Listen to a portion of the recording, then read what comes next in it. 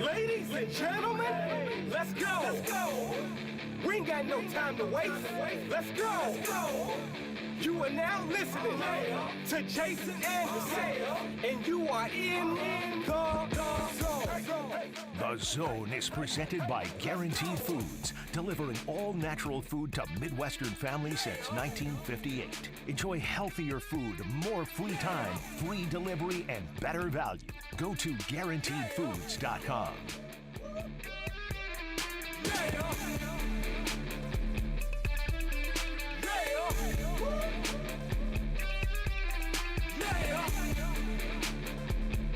All right, a Monday edition of The Zone right here on Sports Radio 810 WHB. Jason Anderson with you, Josh Brisco, Dylan Michaels heading up until 2 o'clock. The next 4 hours, we've got you.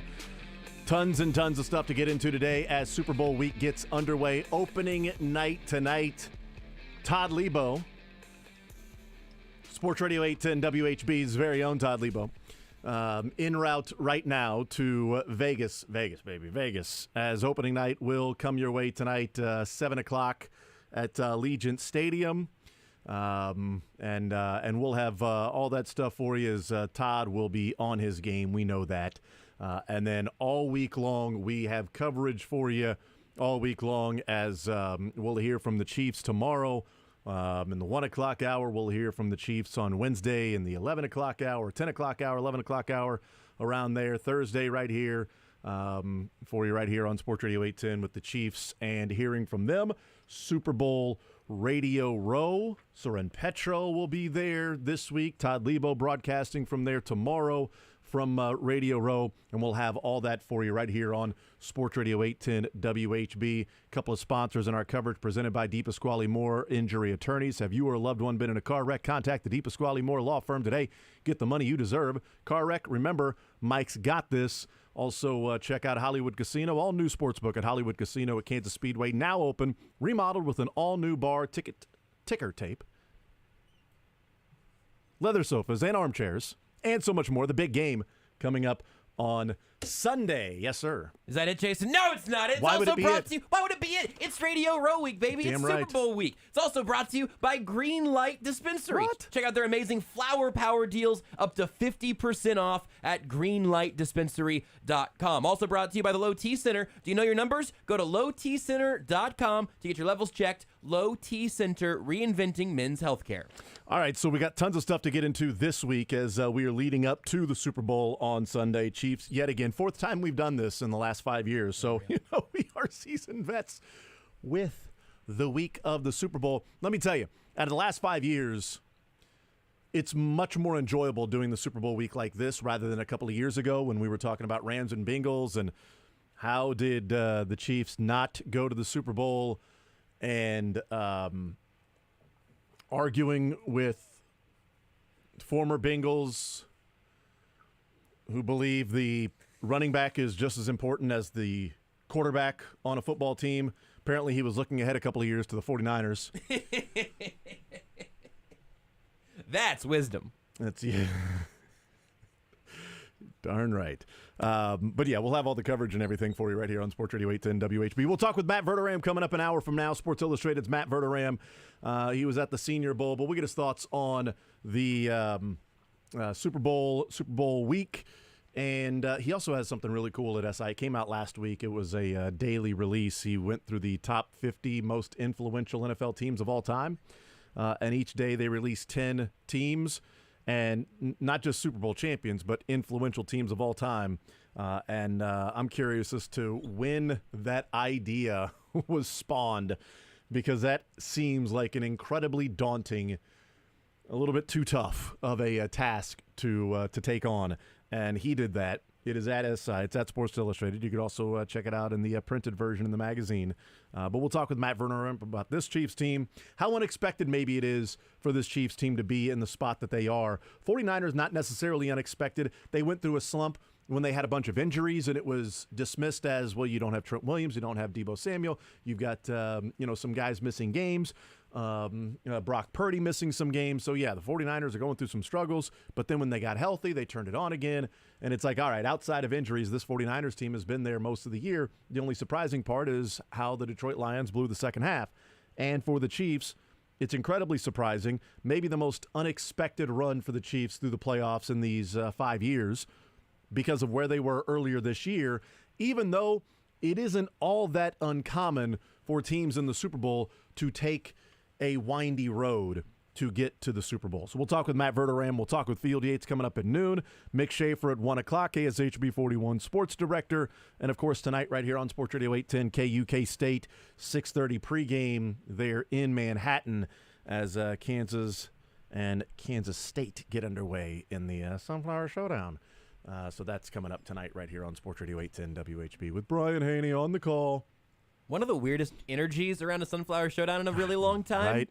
It's like this KU team's got big games on either side. K-State's kind of floundering, and the Chiefs are, they're in the Super Bowl again. That's right. Yeah, oh boy, all right, It is well. also Super Bowl week for the Kansas City Chiefs. And interesting, with it being Super Bowl week, this season has been unbelievable because, a couple of weeks ago when the Chiefs were in Buffalo, and I don't remember the headline that I tweeted out, but with Jason Kelce and his shirt off, and I said, to Adam Teicher, one of these things not being true at the beginning of the season or back in training camp in the summer, if you said, Blake Lively and, who was Cara Delevingne Yep. cheering on Taylor Swift's boyfriend's brother, finalist for Sexiest Man of the Year, Jason Kelce, shirtless in Buffalo suite while the Chiefs lose to the Bills in the divisional round. One of those things was not true.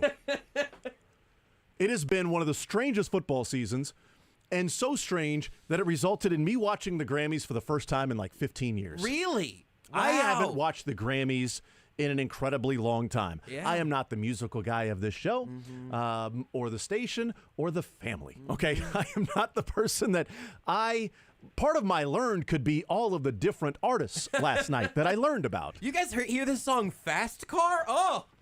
Turns out, when I was 8 years old, Luke Combs sang it when I was 8 years old. Now Tracy Chapman's doing it. Nice to have this Tracy person How about up there. that, huh? Tracy Chapman is covering a Luke Combs original. Nice for Luke Combs to share the spotlight a little bit. It's really cool to let Tracy Chapman up there, who did a pretty good rendition of his song. It was, it was like sad fans this week, remembering Beards McFly covering that Iced Pyro iconic original. That's right. Yes, that's that. Thankfully, Beards was able to do a sad fans that Ice Pyro has perfected over the years. That's right. No, but I'm sitting there watching the Grammys, and mainly I started watching it the red carpet because we're chilling and hanging out on a Sunday night and low key, and Jules, big Taylor Swift fan, so shake it off. So we were waiting sort of in the background. I had it on the iPad while we were doing other things and waiting for Taylor Swift to get to the red carpet. I didn't realize she would be last while also showing up and getting seated in the middle of Trevor Noah's monologue, which was I crazy. saw almost none of the Grammys live. Really? It pretty much perfectly coincided with getting to KSHB to do sound off. Oh, yeah. So I was getting little snippets here and there. But makes sense. The way that it all unfurled, I'm learning now. Yeah, I mean, he was in the middle of his monologue, and he mentioned Meryl Streep, and then Meryl Streep walks up and sits down, and then he's like, and Taylor Swift, and he looks over. I don't know if this was planned or not, but he looks over and he's like, and there's Taylor Swift walking in with her entourage to get seated as they were. He was like, as she's walking, it's like every place that she's going, like that local economy at that table now is now much richer. In fact, Lionel Richie is now Lionel Wealthy. Because he's over there by her. It was a great line, right? And so we're watching it for Taylor Swift. And then we start watching it, and I'm like, you know what? Last time I watched the Grammys, I was bored out of my mind. Uh-huh. This is actually an entertaining show. They have changed the way that they, and apparently it's been something the last couple of years that people are like, oh, they're finally doing the Grammys. More performances and stuff, right? Like they're that's doing, kind of the hook. The Grammys are now, put together by people that love music. Yeah, and so makes it's like, okay, that makes total sense, right? But we really enjoyed the show. We're watching it. Taylor Swift didn't win early on. Miley Cyrus ended up winning for Flowers, and then her performance, and we're sitting there watching it. But we're watching the red carpet, and Taylor Swift walks out, and she's got the all-white dress on, and my wife goes, she trying to say something with a wedding? Whoa. She trying to say something with a wedding? And then like 20 minutes later on Twitter, on Instagram, Bridal Magazine has the picture and says, Taylor in her wedding era. Oh, and I'm like, that's a lot of my wife pressure. had it first. Wow. My wife saw it and immediately thought, white dress. Is she giving a little Easter egg? It's always chestnut checkers with her. A little something? Because, Swifties have gone back to a podcast with Travis and Jason when Travis said something like, it's amazing how Taylor can turn real life events into poetry. And then she says that her next album is what's it? I should have had it committed to memory by now. Right, I know, me too. It's something about tortured poets. Yeah, tortured poets Club. Is that no. right? Tortured Poets Department. There we go. Speaking of being at 41, as this was happening, the breaking news of Taylor Swift having not a new Taylor's version, but a new album was broken to me. Right. By TV's Mick Schaefer. How about that? We were about to head out, and Taylor went up there and announced it while accepting the award. That's right. What a baller. Total baller move. Gets up there and like, this is my 13th Grammy. It's my lucky number. And, oh, by the way, I've got a new album coming up in April that's going to be called the Tortured Poets Department. And then, Swifties go back and find an old, clip of Travis Kelce saying, like, it's amazing how Taylor turns real life into poetry. And they're like, oh, is that an Easter egg from Travis? How long has he known? Did he just find out like everybody? Did he land in Vegas and like, she got a new album? Why did she tell me? I can't trust you, Travis. You are way too open book when it comes to our relationship. He clams up immediately when he's asked about Taylor Swift. I could see her like not wanting to tell him the title just so it doesn't slip out. You know what I mean? He's got a lot of media, but she got it done before media night tonight. That's right. So that's all good news. Is that a good thing or a bad thing for him? Because he ain't going to be able to clam up with Taylor Swift. He's going to be at a podium. Yes. And tonight's the night when the Taylor Swift questions are there. Yes. This week, those are the football questions. When he's at the podium with the reporters, when he's never going to be at a side table. Right. But all of the different media availability this week will be the football questions. This is the circus that you have everybody covering it, all different types of media covering it. Tonight is the Travis Kelce Taylor Swift full-on 30 minutes sitting at a podium answering questions about Travis and his relationship with Taylor Swift. He's going to have a real game plan here. The Chiefs wanted to get their game plan in before they left Kansas City. I'm hoping Travis at least got his done on the plane for tonight. You would think. Because he's going to need a strategy because maybe he tries to give a little blanket statement kind of thing early on and then kind of keep deferring, but again, like you said, tonight is when they're going to fill the stadium with media folks of all different outlets, cities, entire ideas of what it means to do media. He will be tested on all of that. It will be, hopefully, he'll handle it well. It should be fun, but it will be chaotic tonight. The one thing we know about Travis throughout this year has been when he's at the podium and you're talking football, he'll talk football. Mm-hmm. The second you mention Taylor Swift, it's like a 5-word answer. Yep. If that. Yep. And he'll just, he won't elaborate and then wait for the next question. And that's going to be very Marshawn Lynch-esque if he's going to take that approach with Taylor Swift. You're asking me Taylor Swift questions. I'm just here so I don't get fined. Yeah, that would be good. He could do more that. Taylor Swift questions. I'm just here so I don't get fined. Guys, I'm here to talk football, not here to talk about my future wife. Can you imagine? We are actually not wearing all white in the Super Bowl because we don't want people getting really weird about it. So she decided to wear white to the Grammys. Yes, we're getting married. And then at halftime. Yeah, my dream is, and what I tweeted out is, a week from Wednesday, riding down Grand on the bus is Travis holding the Lombardi and Taylor holding a Grammy. Oh my God! And them just riding down Grand together. on the bus while they're already engaged, obviously. Because, I would proposing. Right. Proposing He's when they going to win. propose after on Obviously. stage. You got to fight for your right to get married. Will you marry me, Taylor? You know, I don't think This he's going to is- do that. But I didn't even say this out loud, so I know we have arrived here independently. Right. I almost made that joke to Matt and Mick and Mackenzie and Jalen last night of like, there's some sort of fight for your right to marry me, take a knee, something like that. Maybe victory formation. marry. Victory formation into the game. The Chiefs are up. Patrick Mahomes he goes out and he lines up at tight end. Whoa. Travis Kelce under center takes the snap, takes a knee. Clock runs out. He reaches into his pocket, takes out a ring. Does not get off that knee until Taylor gets all the way down there. Maybe Well, she's on the sideline by then. she should be on the sideline by then. She That should be would be down helpful. there on the sideline. Got to be up by like 2 possessions at that point, right. so it's That's not right. tacky. Yeah, but if you're taking knees, maybe it's not just one knee. If you got to take a couple knees by that time, she can just. Well, she couldn't just walk right down the aisle. Not for another few months, of Right, course. that's true. Not until she's got a break in the tour that she could walk down the aisle.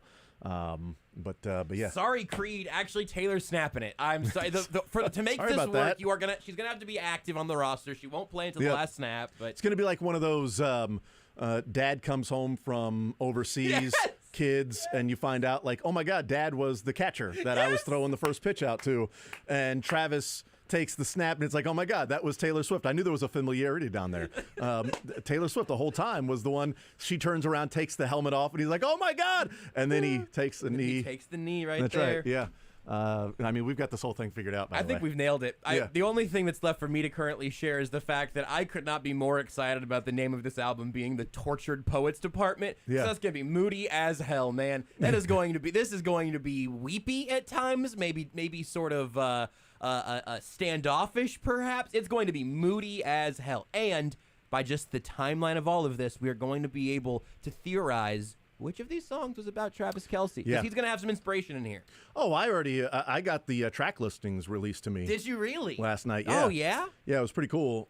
And turns out she's a huge football fan. Sure, yeah. she's loving Track it. 1 is Anti-Cover Zero. Good. That's awesome. Yeah. Love that. New Yep, Mahomes theme song. Okay. Track 2 is Look What Reed Made Me Do. Look What Reed Made Me Do. Track 3 is Cruel Summer in St. Joe. Oh, yeah, it is. That's a tough one. This is parentheses, something about Jack Cochran. This one comes out in April. The Single? The album drops in April, but this one in honor of that, Blank Space in the Cap. Oh, Chris Jones' breakup song. I bet you think about 15. Based on her song, I bet you think about me. I do think about 15. I'm guilty. She's got a song just called 87. Good. She likes to throw some numbers into her songs, right? Yeah, feeling 22, feeling 87. Yep. Track 7 is Tight In-Game Drive. Track 8 is Bad Blood in the Water featuring Frank Clark. Whoa, that might be the best. that's That it. might be the best that one's gonna be a one. good one. Oh, That that one's gonna be a feature's good going to one. be tremendous. Yep. Track 9, Karma's the Mic. Wow. And track 10, Shake It Play Off. Ooh. She sent me the That's track awesome, man. listings. I'm glad that she. Yeah, I'm glad it was you guys very are cool tight that she like was able to do that. I appreciate. I didn't realize that she would send those to me. I didn't Yeah. realize she was so inspired by football. She really loves it. It's like a concept album, Yeah, really. I think almost. maybe okay. So Tortured Department TD. I don't know where the P fits there in the touchdown. Maybe it's passing touchdown department. Yeah. We'll work. I'm gotta gonna be get something into here. it. You know, her necklace was set to midnight or 11:59 or whatever. Didn't it work though, or was it just a Good question. I don't know. I think it worked. I think like that's a working clock on her neck. I saw somebody say it was set to midnight, but if it was still clicking, she was on that Flava Flav grind. I guess I don't know. I mean, his influences. I think it was. permeating. You think she wore the choker in honor of Lamar? It's just a question. That's pretty good. Oh. That's pretty funny. I have no idea. No clue. I thought it was almost offensive, like cultural appropriation for her to then leap from the stage through the first table in front of her. Like that's not really our thing, Taylor. She's part of the mafia. Kind now. of do I like mean, just barbecue and stuff. yeah. You don't need to jump through tables. Yeah. Back And to the Bills. Celine Dion, she ignored her because name's Dion. She's not. Dion picked the Ravens. She ain't about that at all. You gonna pick the Ravens, Dion? Sorry, nothing by the name of Dion am I going to acknowledge. No Dion's here. Not right now. None. Nothing. Celine should get to claim primetime, I feel like, though, since we're talking about it. That's exactly right. Yes, Celine had the song "It's All About the Money." She had the original one. Neon Dion. He actually covered the Celine That Dion. whole time It's I all thought about it was the money. Luke Combs. It's actually the whole time it was Tracy Chapman. Who knew? So great. I can't wait for you to find out more music from the last 20 years. There's a lot of good stuff. I'm so excited. I had no idea my son was a big fan of that song. No clue. My wife's like, Everett, come up here. One of your songs is on. I'm like, what do you mean one of his songs is on? She was like, well, no, the song came out last summer, and she was like, and we were at the pool all the time, and it was played all the time. So she was like, we listen to this song, like, because, you know, people have the music playing at the, you know, a community pool there with the, you know, neighborhood.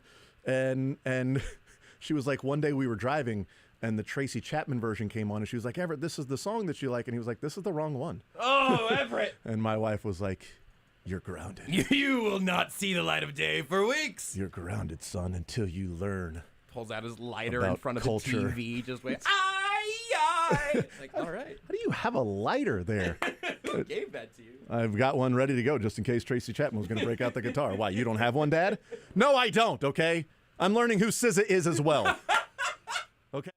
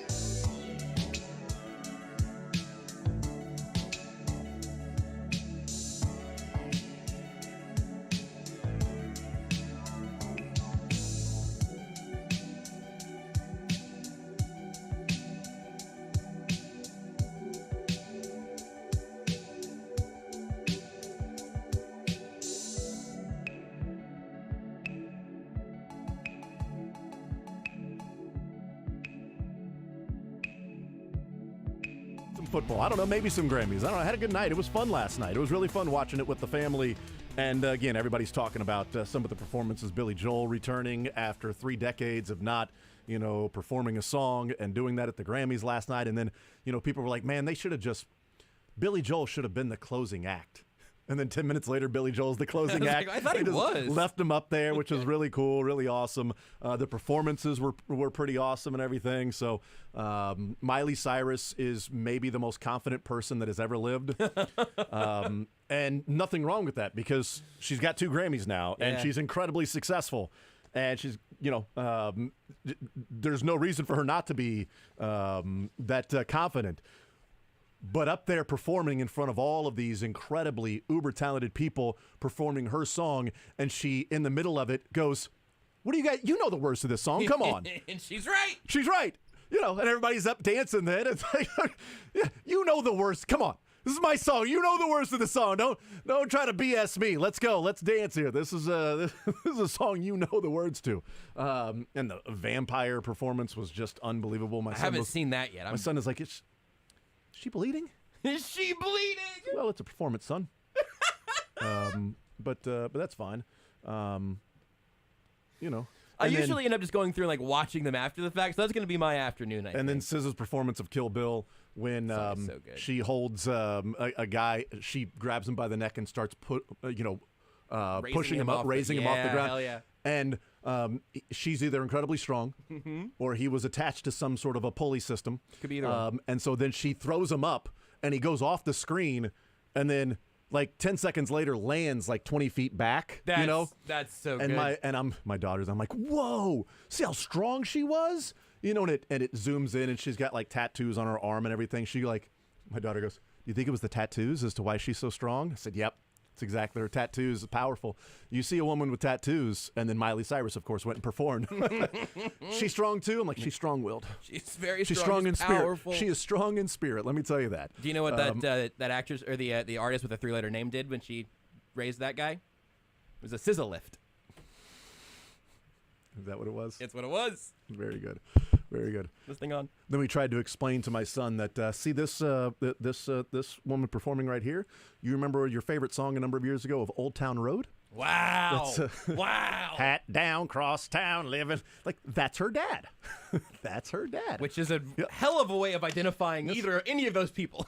And if you were older, we would say, that's Miley Cyrus. That's Hannah Montana. It's Hannah Montana, or it's Billy Ray Cyrus's daughter, or it's the daughter of the Old Town Road guy. That's right. Or it's Miley Cyrus from Wrecking Ball. She's got a lot of things you could one of those. count on. You think the Chiefs will be a Wrecking Ball on Sunday? I don't know. Opening night storylines tonight. Sometimes on national TV they played the tired or wired. Yeah. Is this tired? I'm already tired of it, and I've been tired of it for a couple of weeks, and it's going to be dominating this entire week. It's going to dominate tonight. Okay. Brock Purdy, game manager. Yeah, and it's so tired right. already. That's going to be the whole theme tonight. You're it's right. Brock Purdy, game manager. They had a couple of interviews in Sports Center and stuff after the team arrived, and they played. I think it was. What's Joe Buck's wife's name? I know her last name is Beisner, but I can't remember her first name. I'm gonna tell you now. Michelle. Yeah, thank you, Michelle Beisner. I think Michelle Beisner Buck now. Yep. And Jeff Darlington had an interview with Patrick Mahomes. She had an interview with Brock Purdy, and it was about being a game manager. And that terminology of game manager and what that means, and him going out and proving people that he's not a game manager. And tonight he'll be at the podium, and he's going to get so many questions about being a game manager. And I'm already tired of that storyline because you can be a game manager and still be pretty good. Yeah. And Travis Kelce, the storyline is going to be all about Taylor Swift. I'm not sure what the Chiefs storylines are going to be, except for maybe they'll be asked, but are you a dynasty? Do you think you're a dynasty, right? Patrick Mahomes, do you think you're in the conversation? I hope there aren't questions about his dad, but there will be questions about his dad.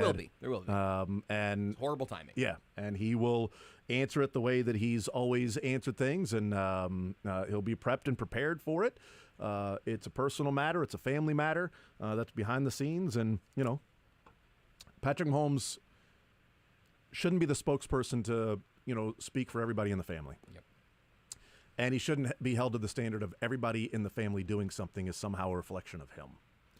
Because most everybody has family members that you're like, yeah, I don't think that I should be held accountable publicly for what happens with this person, right? But that's the case of being uber famous, and it is incredibly bad timing. And I hope it's not a distraction this week for Patrick Mahomes. It would be difficult to say, how could it not? I mean, like, how could it not? Like, dad's facing, potential jail time because of that. Like, that's going to be difficult this week to be thinking about those things while also you're getting ready for the Super Bowl. He is obviously somebody that, if there's somebody on the team, I would say maybe, would be able to get through it and figure those things out. But that'll be some questions going on tonight. But the storyline this week and tonight, I think, will be a lot about game manager. It'll be game manager on the 49ers and Taylor Swift on the Chiefs. That's what you're able to get there is you have such an easy dichotomy of two-time MVP, chasing GOAT status versus Mr. Irrelevant game manager. That's right. And, I mean, I'm at the risk of handing out a take on the game manager thing. To your point, you can be a great game manager and win a lot. You can be a great game manager and lose a lot. You can have a talented team and not a good enough quarterback. Like, all of it's going to be a little bit silly because these teams are just built different. Not in the built different way, but like they are built differently. They have different DNA in how these teams have gotten here. And I mentioned this earlier, looking at some of the lower thirds that we've seen go by on the TV screen. A lot of sports media isn't great about talking about the sports. And that's why when you find it, it's worth holding on to and treasuring and maybe even overlooking. And I'm going to use a guy that we like, but that we don't like to talk to or whatever.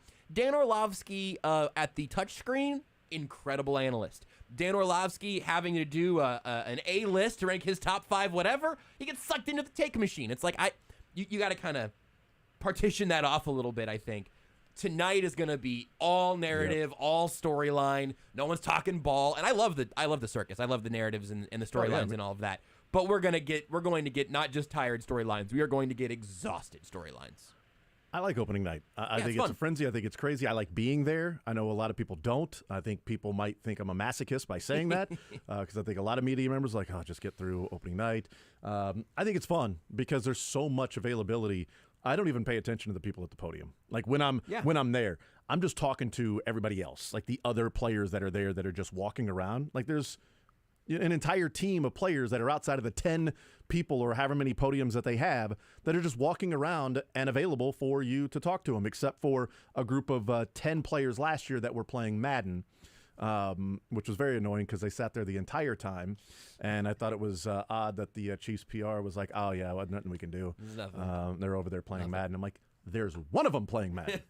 Juan Thornhill is playing Madden. The other ones are specifically and purposefully staying over there so they don't have to talk. Like, what is going on? What? Anyway, just a powerless organization. It's weird. It's about time. But I like opening night. I think it's a lot of fun. It's crazy. We'll hear from Jerick McKinnon and Kadarius Toney tonight. Right. Those are both really interesting quotes that we wouldn't have gotten in a normal week. They may be available later as, the media tables and stuff, but like they're both going to get asked about different things tonight. Hey, Kadarius, WTF? Hey, Jerick, you had surgery a month ago. Yeah. Are you going to try to play? And that'll be, that happened Saturday, the McKinnon thing? Mm-hmm. Context is McKinnon's practice window's been opened. Doesn't mean he's active. Doesn't mean he's going to play. I would be skeptical because he had surgery a month ago, but we'll hear from Jerick McKinnon tonight. We haven't heard from him since his injury. Kadarius, you released an IG video. You mentioned something about your groin area. Jerick, you had surgery around your groin area. So there was different connotations. Right. Same region. Right, absolutely. Tired and wired. Those are wired conversations. Tired game manager. Wired Kadarius. Yeah, that's right. Anything. No doubt. Let's hear from Patrick Mahomes. This was last night, SportsCenter, after the Chiefs arrived, but it was taped before the Chiefs arrived. But they, after the Chiefs arrived, after the Pro Bowl was over, all of that stuff, on SportsCenter last night, Jeff Darlington with his conversation with Patrick Mahomes before they took off for Vegas. You were 14-3 in your playoff career. With 14 wins, you trail only Tom Brady and Joe Montana. To what extent have you absorbed the magnitude of that? I really haven't really understood the magnitude of it until this last run. People started putting those things up there, and I've kind of noticed it. I've kind of climbed some of those ranks, and I want to be remembered for the team that we have and the way that we did it. It is really cool. Obviously, I got a long ways to go to get to Tom. That's been the craziest part I've seen. Is I'm like, dang, he has like 33, 35 wins. And this will take exactly what I did, but even more these next 8 to 10 years to even get close to him. You're a legend, man. Congrats, man. I wonder if I can get an honest answer here. What is the most frustrated that you got this season? I think obviously the Buffalo game. We made a play, and at the end of the game, and there was a flag. And Number 19, offense, lined up in the neutral zone. Wow. 5-yard penalty. Second down. That moment right there was frustrating to me, just because I felt like it wasn't paying off. Longest call I've ever seen, dude. At the same time, I just continue to work. The guys continue to work, and it's paid off in the end. And we're one game away from winning that Super Bowl. So, Patrick, I loved in Buffalo, I was standing on the field post-game when you ran over and gave the kid your headband, and all of a sudden you're getting pelted by snowballs. I'm wondering if you sense at all that you've become a bit of a spoiler, a bit of a villain? I would say so. I can definitely sense it. I never felt like that because I've never been like that in my entire life. But you take some pride in it to know that everybody doesn't like you. It's not for anything you've really done. It's just for winning. So if that means some other teams and other fan bases aren't going to like me, I'll try to still have a smile on my face and not be a bad example. But I can be that villain for them if they need me to be. I'll be the villain if they need me to be. The NFL needed you to be. The NFL needed a villain then. Tom Brady retired. The Patriots are no longer the Patriots, and they needed a villain to step up and have a team that people root against. And that's now the Chiefs. Bob Costas said they are America's team now. The Cowboys haven't done anything since, Desert Storm. And the Chiefs have been to 4 Super Bowls in 5 years. They are the hated franchise right now. They have a quarterback on his way to GOAT status and, being considered that. And people don't like him. But they're talking about him. You've got an opinion on him one way or another. You either like him or hate him. Nobody's going, I'm indifferent on the Chiefs. Lukewarm. I don't know. Just sort of a toe in the water on the Chiefs. Even now Swifties have an opinion on the Chiefs. They didn't know what the Chiefs were, except, some of them. Not all the Swifties, sure. But the Swifties new to football. The Swifties as Legion have arrived to football via the Chiefs. Absolutely. So a little history of America's team moniker. Back in the 70s, the Steelers were approached before the Cowboys as the team to be called America's team because of all the success, but they didn't want to be hated by everyone with that moniker. So the Cowboys ended up taking it with Tex Schramm. So in my opinion, there's always 2 America's teams. One that claims to be, and they're always like the bingo space, is the Cowboys. Interesting. And then the best team in football that everyone hates. Mm-hmm. Yeah. I like that. That's good context, Dylan. Dylan, when it comes to NFL history and things like that, just open up the mic. Encyclopedic. Whenever you want to do that. It's the great line of you either die the hero or you live long enough to become the villain. Yep. And the Warriors went through this when the Warriors were changing the calculus on basketball and the pace and space and 3s over 2s. And if I shoot 40% from 3, you got to shoot 60% from 2. And this is going to be, the way that we win. It's going to be fun style of basketball. Then it got to the point of, Draymond Green was hated and enough with this. And all right, now Steph Curry and Klay, look how cocky they are. When it used to be like, just these scrappy babyface assassin. Yeah, these guys are so fun. Then it's like, oh, look how cocky they are. And Davidson. Draymond Green. Yeah, so tired of the gold. Oh, Kevin Durant's joining them now. And enough with the, right? The Chiefs in 2018 and 19 were a loved team nationally. This is so fun. Look what Patrick Mahomes is doing. This is amazing. I've never seen a quarterback do things like this. This is unbelievable. We've seen Brett Favre. You saw Brett Favre throw 20 interceptions. Okay, Yeah. You've never seen these things to where Allegedly. That's a good point. That's a good point. Thank you. You've never seen the amazing throws while also being surgical at the same time. That combination of those things. And the Chiefs' offense and how much fun it was and how open it was. And it was the pace and space of football, right? It was the Warriors of football. They're changing things in the NFL. And you keep winning, you're going to be hated. And every single action you do on the field is going to be covered. So Patrick Mahomes shaking hands and being magnanimous and being deferential to other teams throughout his entire career is dismissed because of his frustration against the Bills. Right. And because of that game, and he's a crybaby, and look at this spoiled brat, and people act like he's this or that. That's the real Patrick coming out. Like, then Josh Allen, and I mean, just how rude he was to Josh Allen after the game, except for all of the time. And by the way, Josh Allen brought up the play when they went to shake hands. Mm-hmm. Josh Allen said something about the play, which then but they didn't show that. They just showed Patrick Mahomes' reaction, talking about worst call I've ever seen, right, and walking away.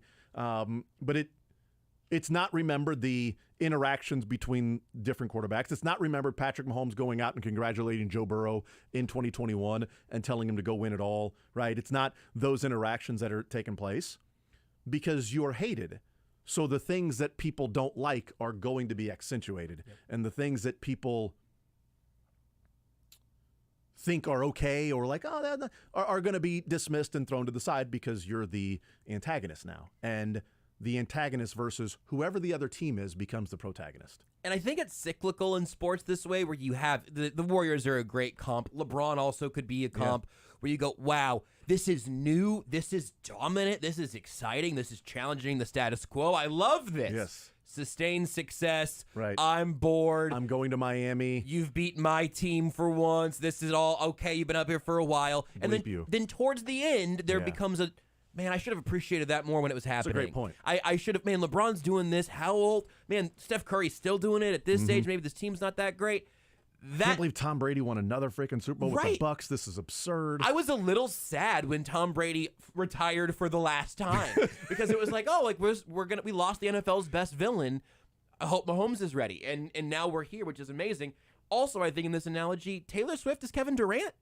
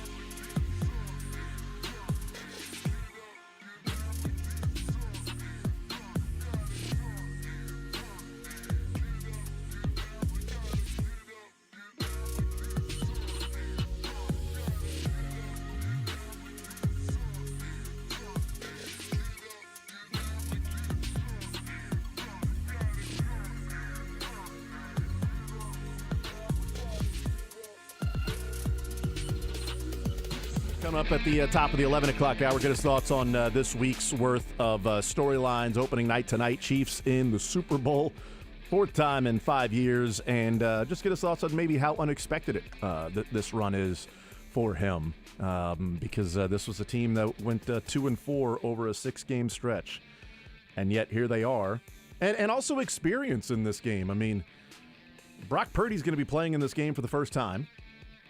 And Brock Purdy struggled at times against the Lions and then, made some pretty good throws. But he's going to go up against a defensive coordinator that is going to want to confuse him and confuse him and confuse him. And early on that moment, we'll see how he reacts to those things. But we'll talk with Matt Verderham about that. Field Yates comes up at noon. More Zone right after this.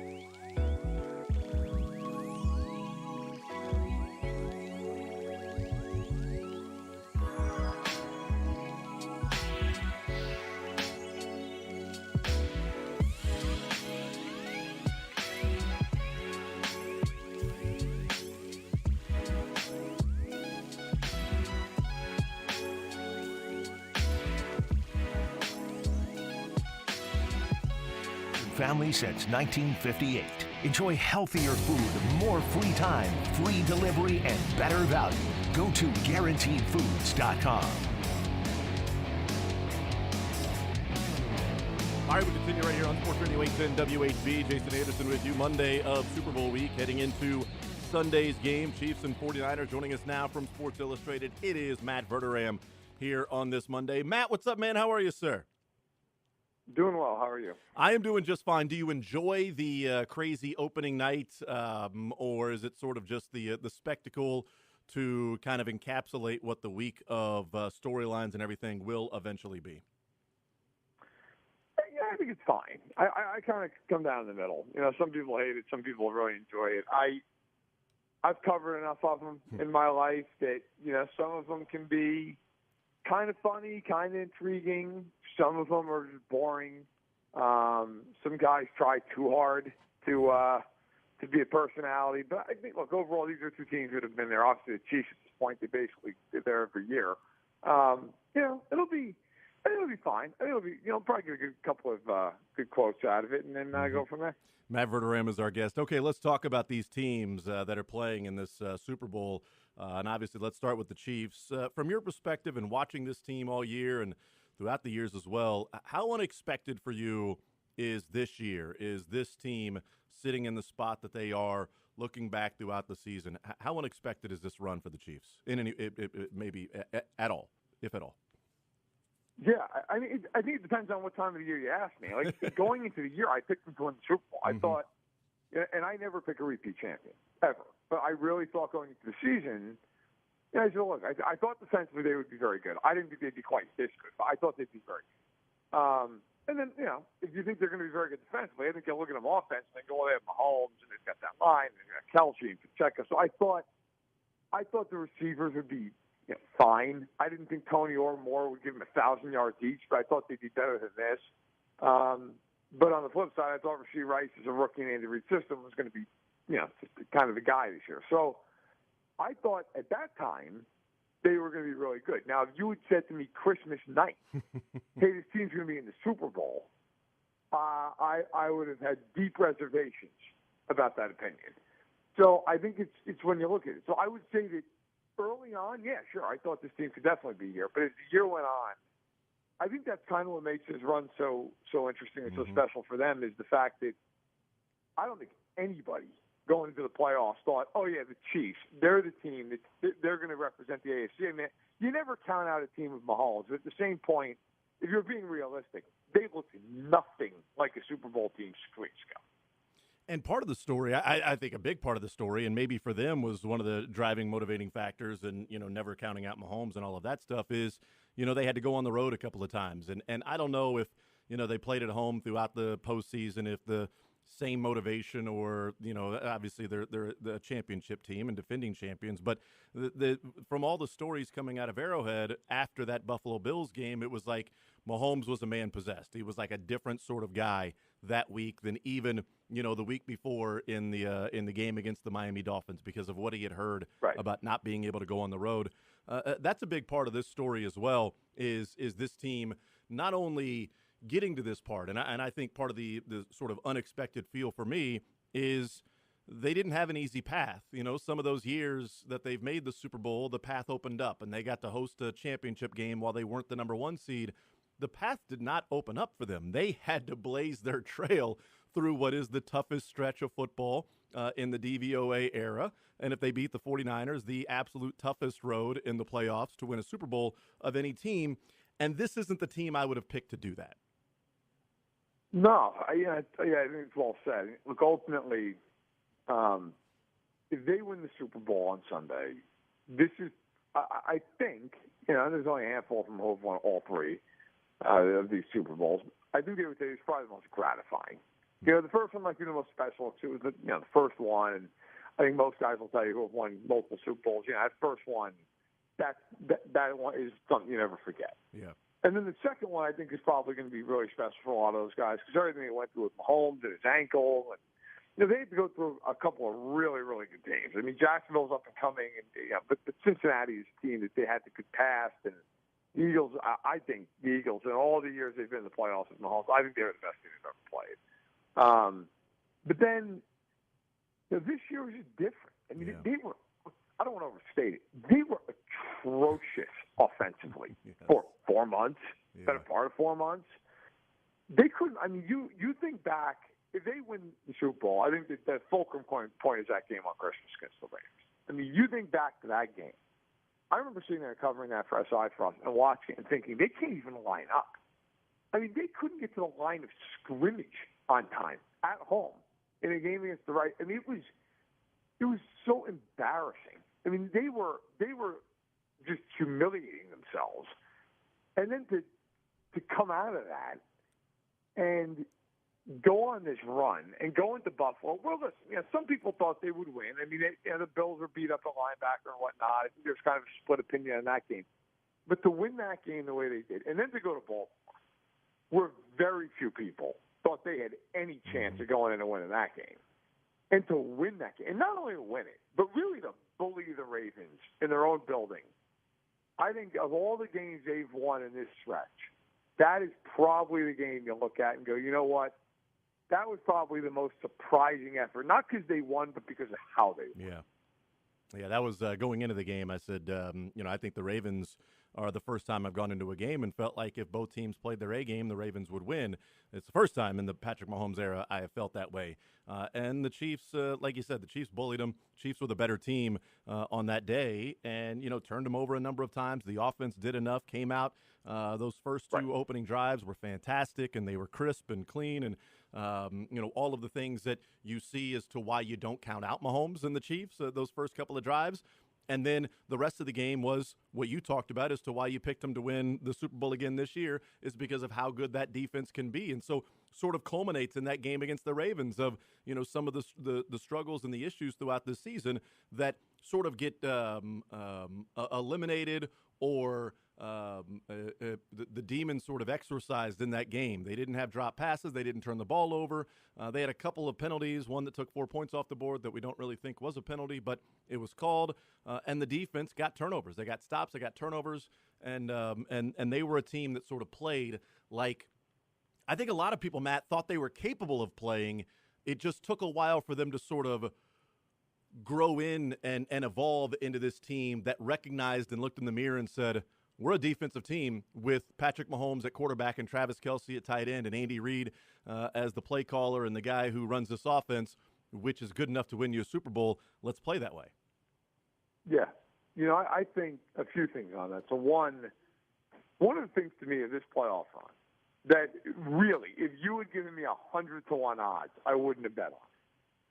They have not taken one pre-snap penalty in the playoffs. Yeah. Not one.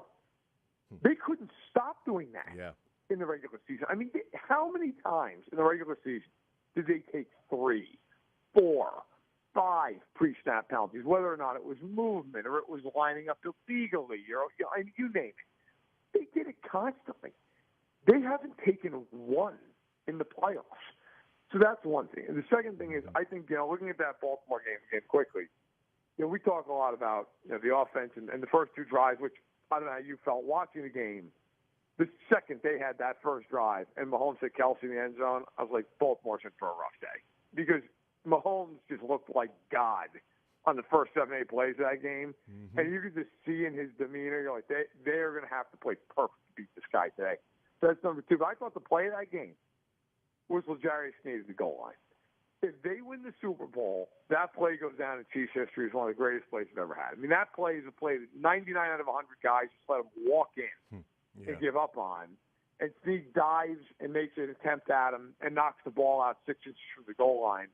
But, really, it has been – look, if they win the Super Bowl, Mahomes will get the lion's share of the credit. And that's fine. He's been brilliant down the stretch, and he's played very well this year. That defense is the reason. Yeah. I mean, let's just be honest. Like, Nolo has been unbelievable. I think you could really make a case. I said this the other day to somebody. If they win the Super Bowl, do you have a case that Spagnuolo is the first coordinator to ever go into the Hall of Fame?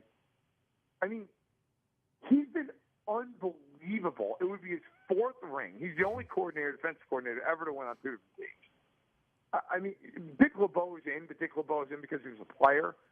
Like, Spagnuolo if they win the Super Bowl this year, I think you really could make a case. You look at him; he's the biggest reason of anybody on that team. They won the Super Bowl. I mean, it's, as great as their defense is, how many guys on that defense do you look at and go, that guy's going to the Hall of Fame? Probably Chris Jones, and then who? Yeah. McDuffie's excellent. Maybe he does. Obviously, he's really young in his career. But there's no. It's not like you're looking at them and they're the steel curtain and there's 5 guys in that defense. You're like, oh, that guy's going to Canton. What Spags has done with that defense this year is one of the greatest coaching jobs I've ever seen. Yeah, the 69 Chiefs littered with Hall of Famers on the defense. You know, it's probably not right. what this defense is going to look like. And to his credit, and to your point, I should say, you know, looking at some of the DVOA that's out there, 2 of the best offenses we've ever seen were that undefeated Patriots team and this Ravens team. And both times those offenses went into a game, in the final game they played that year, the other team scored 17 points. And both those teams lost because the guy on the other side stopping their offense was Steve Spagnuolo.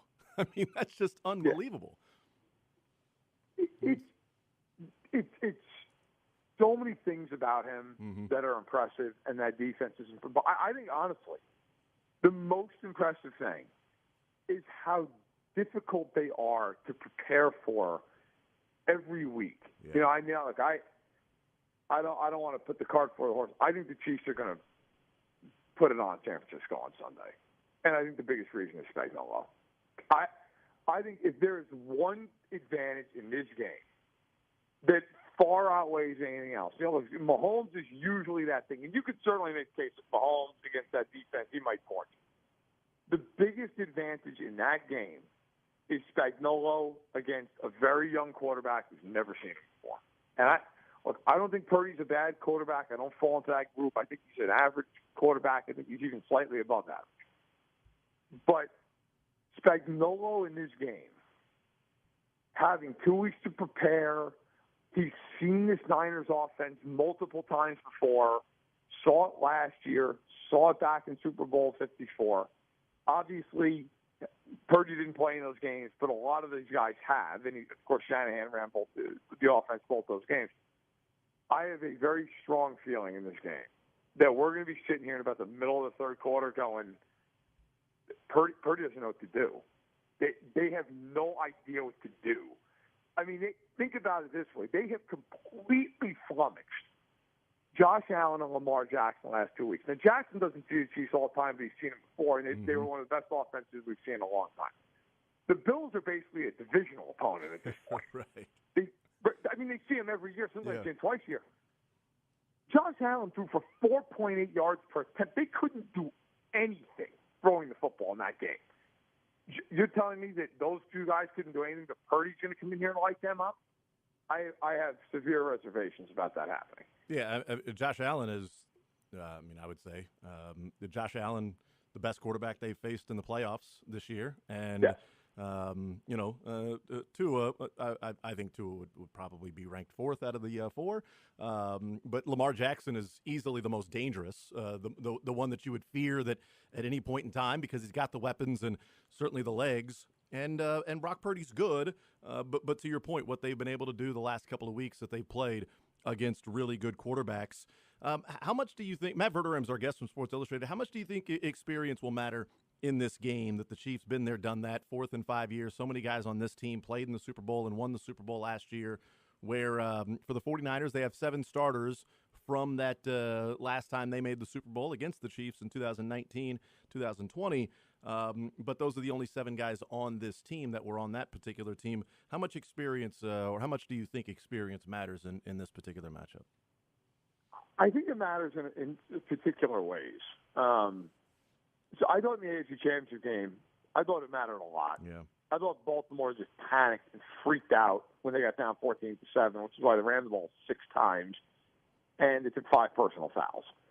Like I thought in that game, that was one of the defining characteristics of that afternoon. I don't know that I feel like it's that with the Niners. They've been, a lot of the main guys have been there. Obviously, Purdy has not, but some of these other main guys have been. I actually think the biggest driving force in terms of experience in this game is the Super Bowl the Chiefs lost. I think a lot of those guys, and if you've heard them talk about it, that was kind of a recurring nightmare for them after they lost that game. That That was humiliating. They had a chance to repeat. They didn't do it. They got blown out. It's one of the few times they've ever been blown out in this era. I think that is going to be a force multiplier for them this week, especially with guys who legacy-wise it matters. You know, Mahomes at the top of the list, but even a Kelsey, a guy like a Chris Jones, a guys who you look at and go, hey, look, if you win this game, you will be remembered differently in history. I mean, very few teams go back-to-back, certainly in the salary cap era especially. So I do think it matters. The other area I think it really matters, quietly, is a kicker. Jake Moody has struggled this year. He's a rookie for the Niners. He's only hit at 84% of his field goals during the regular season, which, 20 years ago is an amazing number. These days, it's toward the bottom. Butker obviously has been as automatic as it gets in the playoffs, and really throughout this entire season. So in a game that if you think it's going to be tight, that is one area that I think it really matters. Moody has struggled. He has struggled in the playoffs. He's missed kicks. Butker, anything from about 60 in, I mean, you're just assuming he's going to hit. So that could be a huge factor come Sunday night. Matt Verderam from Sports Illustrated is our guest. Before we let you go and get your prediction, I got to ask you, the 50 most influential teams is one heck of a project and seems, Matt, incredibly daunting. And I'm just curious from your standpoint and your perspective of getting all the panelists together to come up with this list and for you to compile this thing from seed to actual, seeing it on paper and on the internet and published. How long did that sort of take from when you're like, you know what, let's do this project of coming up with the 50 most influential teams in football history? Yeah, thanks. So first of all, people can check it out. It's on SI.com. It was released in 5 parts last week. It's about 25,000 words. So give yourself some time to read it, or break it up. Yeah. It has each team, each of the 50. I wrote a piece on, and then there's a quote from one of our 31 panelists, and then there's a quote if there are living members from the team. There's a quote from a star player or the coach, and so it took about 7 months. I am very grateful all the teams that helped out with their PR staff, helping to contact some of these guys through the alumni program. Some of which I knew them and I could just call them, some of which I didn't. For people out there in Kansas City, there's a couple of Chiefs teams that made the list. We all voted on it. Couple Chiefs teams in the top 35 or so. It was a lot of fun. I came up with the idea right after I got to SI, late in February, a couple weeks after the Super Bowl last year, and probably wrapped it up right around Halloween, a little afterwards. So you can read it online. You can also go buy the magazine on newsstands. 16 pages in the magazine. It's one of the biggest spreads in the history of the company. It is truncated in the magazine. Some of the panelist quotes and the player quotes are not in the magazine. They're only online. But I will tell you, I have to give our design team a lot of credit. They did a spectacular job with the way the magazine was. I mean, I was blown away by it, and they deserve all the credit in the world for that.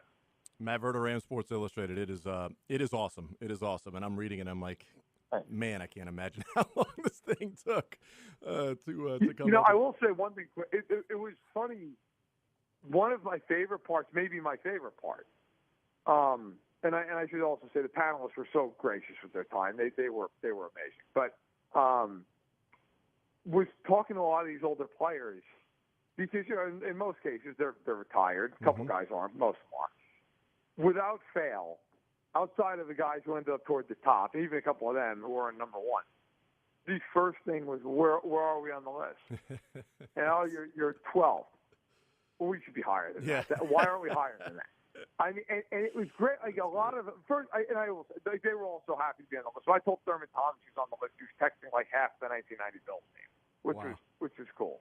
But like they're so competitive. And it was just fun. I mean, talking to Thurman Thomas, Ty Law, Bobby Bell, Joe Namath, Larry Zonka, Dan Fouts, Dick Vermeil, Richard Seymour. I mean, oh my God, it goes on and on. Brian Billett, Bill Parcells, Phil Simms, Randy Cross, Jerry Kramer, Dave Robinson. You talk to these guys, and it was so fun to hear it from their perspective, but then also to hear, well, we should be higher. Why aren't we higher? Why? I mean, they could be 80 years old and they were still so competitive about it. Love it. That's awesome. Matt Verderam, Sports Illustrated. Last one, you gave it away a little bit, but curious as to who wins and if you have a score in mind. Maybe I'm a dope, and we can throw this back at me in a week. I think the Chiefs are going to win this game 34-17. I don't think this game's going to be particularly close.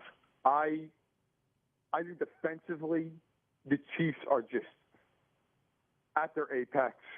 I think it's going to be very hard for the Niners. If you go back and watch the Niners in the playoffs, the first two games, their offense has been stuck in neutral for huge chunks of both games. And I thought the Detroit game, I thought the Lions really donated that game more than the Niners just went out and took it. The Lions did everything they could to lose.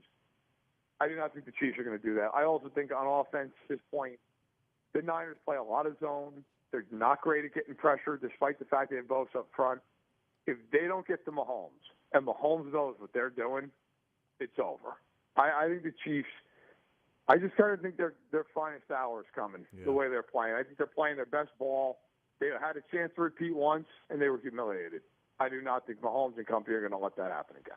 Matt Verderam, Sports Illustrated. Matt, you're the man. Really appreciate the time, brother. Enjoy the week's worth of coverage and everything. Enjoy the game as well, and we'll catch up soon. It sounds good. Take care. All right, there's Matt Verderam, Sports Illustrated. Again, go check that out. 50 most influential teams. It is pretty cool. A couple of Chiefs teams there in the top 35, including the 1969 Super Bowl champions coming in the top 15, because that was sort of the solidifying that the AFL was a damn fine league. And then, of course, the merger happens. But it was like the Jets the year before. Oh, some crazy fluky win, right? The Minnesota Vikings are going to pound the Chiefs. And then the Chiefs did that to the Vikings and pounded them. So, so really cool stuff there from Matt Verderam. He's got the Chiefs winning and winning convincingly in this particular matchup. We'll see what ends up happening. We'll take a timeout. We'll come back, continue rolling on this Monday edition. More Zone right after this. It's Sports Radio 810 WHB.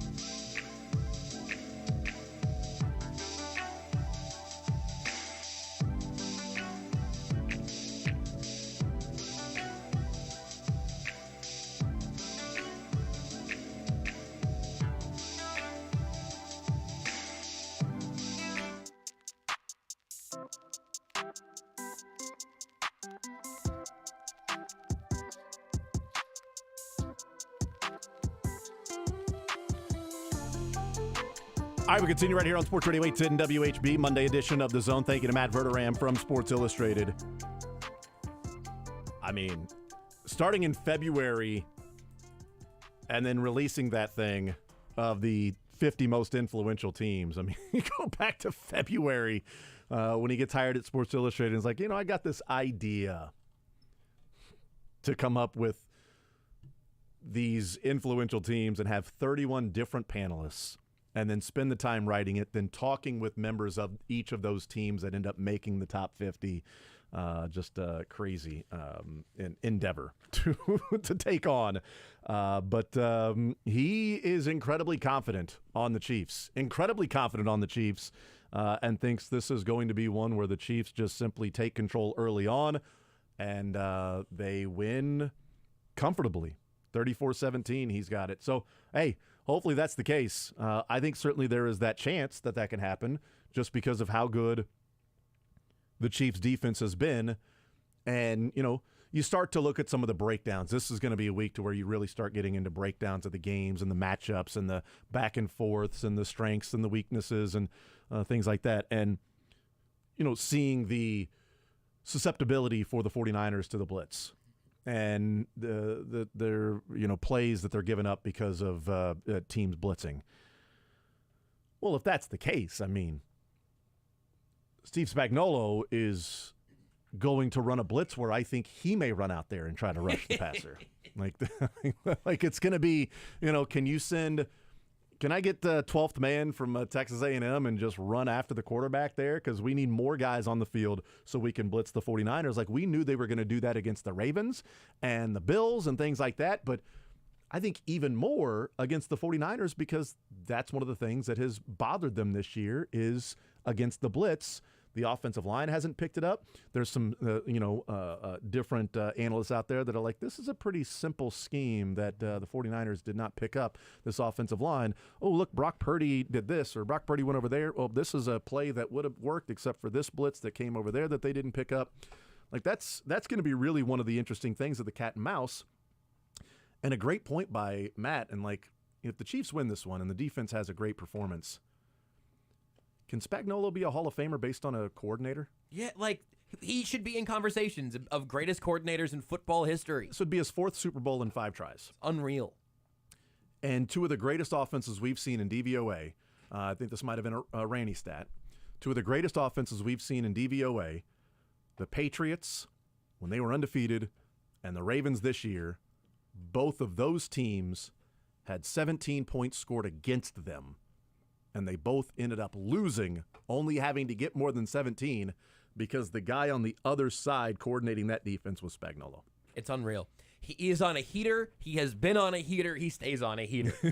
It's all about simulated pressures right now in the NFL, so I think what he needs to do is to just be like a college basketball coach where he runs out onto the field and then moves back eventually before he actually makes contact with anybody. Scott Drew. I think he gets Scott Drew at that point. He Scott Drew it up, go ahead and just run out there, set a screen, and then peel back out. Calipari likes to be on the court from time to time. It feels like half of college basketball. Yeah. Hey, Shaka, step back, please. Like, just you're gonna hurt somebody, Shaka. That's a good point. That's probably a better one. Shaka's the 6th man on defense half the time. He is at least getting in the way. There's so much havoc that the officials don't even notice that Shaka's one of the defenders. It's like, look, when you see 11 guys on the court, go ahead and just pause for a second and figure out which one of them shouldn't be there. And if it's the head coach, tell them to stand back on, their little area on the side that they're permitted to be in. But the tired storyline that we referred to earlier on, Brock Purdy, game manager, putting all that away. That's not what we're talking about here. The actual fun storyline of it is you have to take what we know about Brock Purdy, and you got to make some judgments on who you believe him to be. Honestly, I think Spag is going to treat him like a little Tom Brady-ish, a little Joe Burrow-y. You know what I mean? Now, Purdy being able to use his legs some is going to help, but I think Spagnuolo is going to give Brock Purdy more respect than he deserves as opposed to the alternative. He's going to overestimate instead of underestimating because then you're just over-preparing for him to maybe have the best game of his life. So prepare for that, and that's great. What Spags has to do is, and this is easier than it would have been against Burrow again or against Prime Brady or whatever, show him something he hasn't seen. show him something that he doesn't have an answer for. And if that is simulated pressures, that's then also making that offensive line have to communicate like you alluded to and test them that way, while also this was true for Tua, this was true for Josh Allen, this was true for Lamar Jackson. This is true for great quarterbacks and rookie quarterbacks who haven't gotten their feet set yet. Confuse them. Slow them down by a beat. Just make them hesitate. This isn't something that you can only give to the dumb quarterbacks or to the young quarterbacks or to the pocket passers or the scramblers. I think that's pretty consistently true. If you can make that quarterback at the back of their drop freeze for a second or not deliver the ball exactly when they want to because there is something they weren't exactly expecting, it's not a silver bullet, and it's not because Brock Purdy stinks, but it's the thing that you have to do for any quarterback in the NFL right now. And Spags has passed that test every single time out. Jordan Love is the only quarterback in football who can reasonably claim to have gotten the Chiefs' defense a little bit this year, and that was right at the beginning of all of us realizing that Jordan Love is really, really good. I love this matchup of Spags versus Purdy. The rest of the weapons are tough, but I can't wait to see what Spags comes out with. Chiefs won't need a silver bullet. The wolf is not there. He has been caught, so they are good there. Somebody tweeted out last night when Taylor Swift was going to make that announcement or whatever. And it's like, I have an announcement to make. So it was like, I thought she was going to announce that the last 2 years she's been wearing a wolf mask and robbing banks. A total plot twist there from Taylor Swift.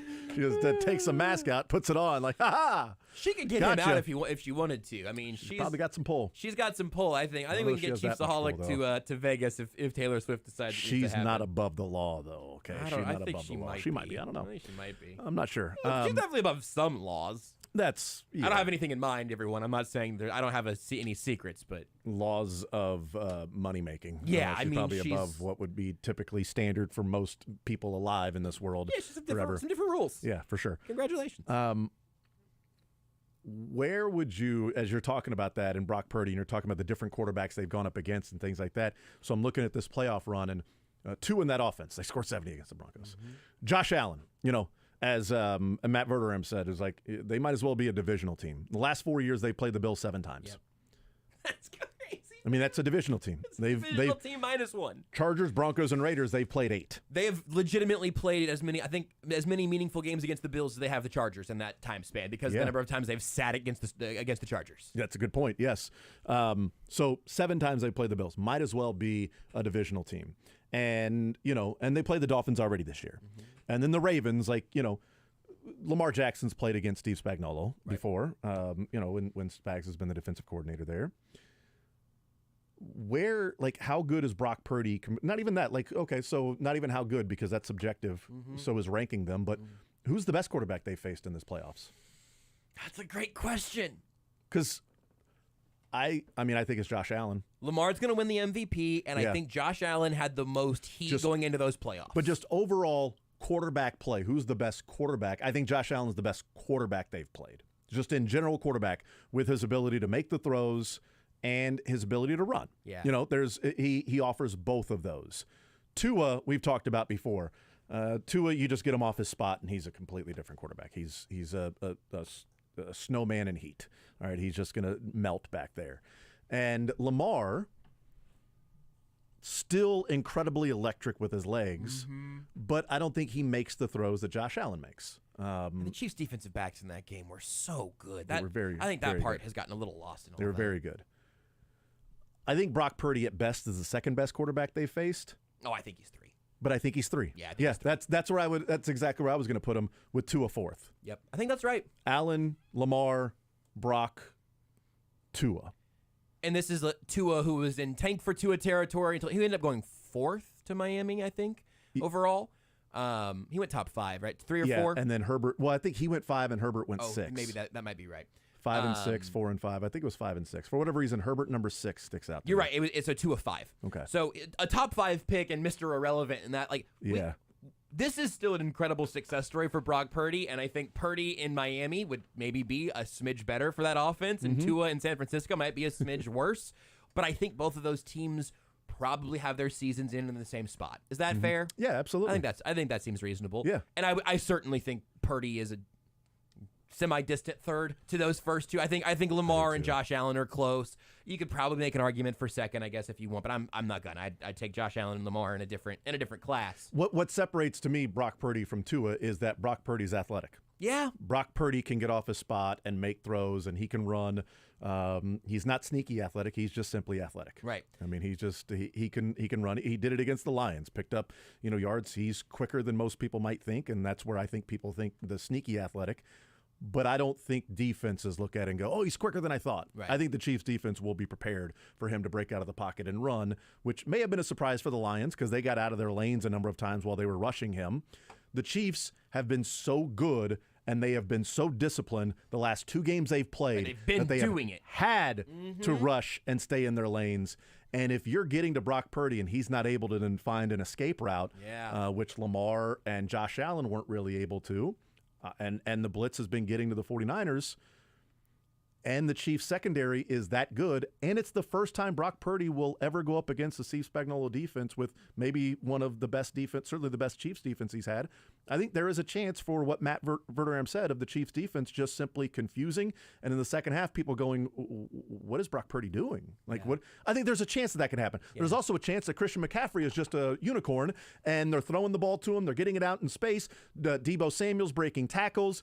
Brock Purdy's got time to throw and hits Ayuk in the second level. George Kittle's doing his thing, and you're like, oh, my God, this defense is getting exposed. They were really good, and now they can't get stops against this 49ers team. I love the angle of look at the quarterbacks they've been preparing for the last 2 games and this whole 3-week span of all of those 2 games in the bye and now preparing for Purdy, to where that is absolutely an underrated part of his game, which is why the treating him like Burrow doesn't – it only kind of works. Burrow's really good at moving in the pocket, but his escaping is never the point. So maybe that's part of the difficulty with Purdy is who are we comparing him to? Yeah. Because if he's Jimmy Garoppolo who can use his legs, that's a really good quarterback. Yeah. That's a very good player. It's a better quarterback. They definitely have a better quarterback this go around than they did in 2019. 100%. 100%. And again, I also think there are a solid 10 quarterbacks who could be in this spot with the Niners right now that could feasibly have gotten here, but Purdy actually did. He's made the plays he's actually had to make. Mm-hmm.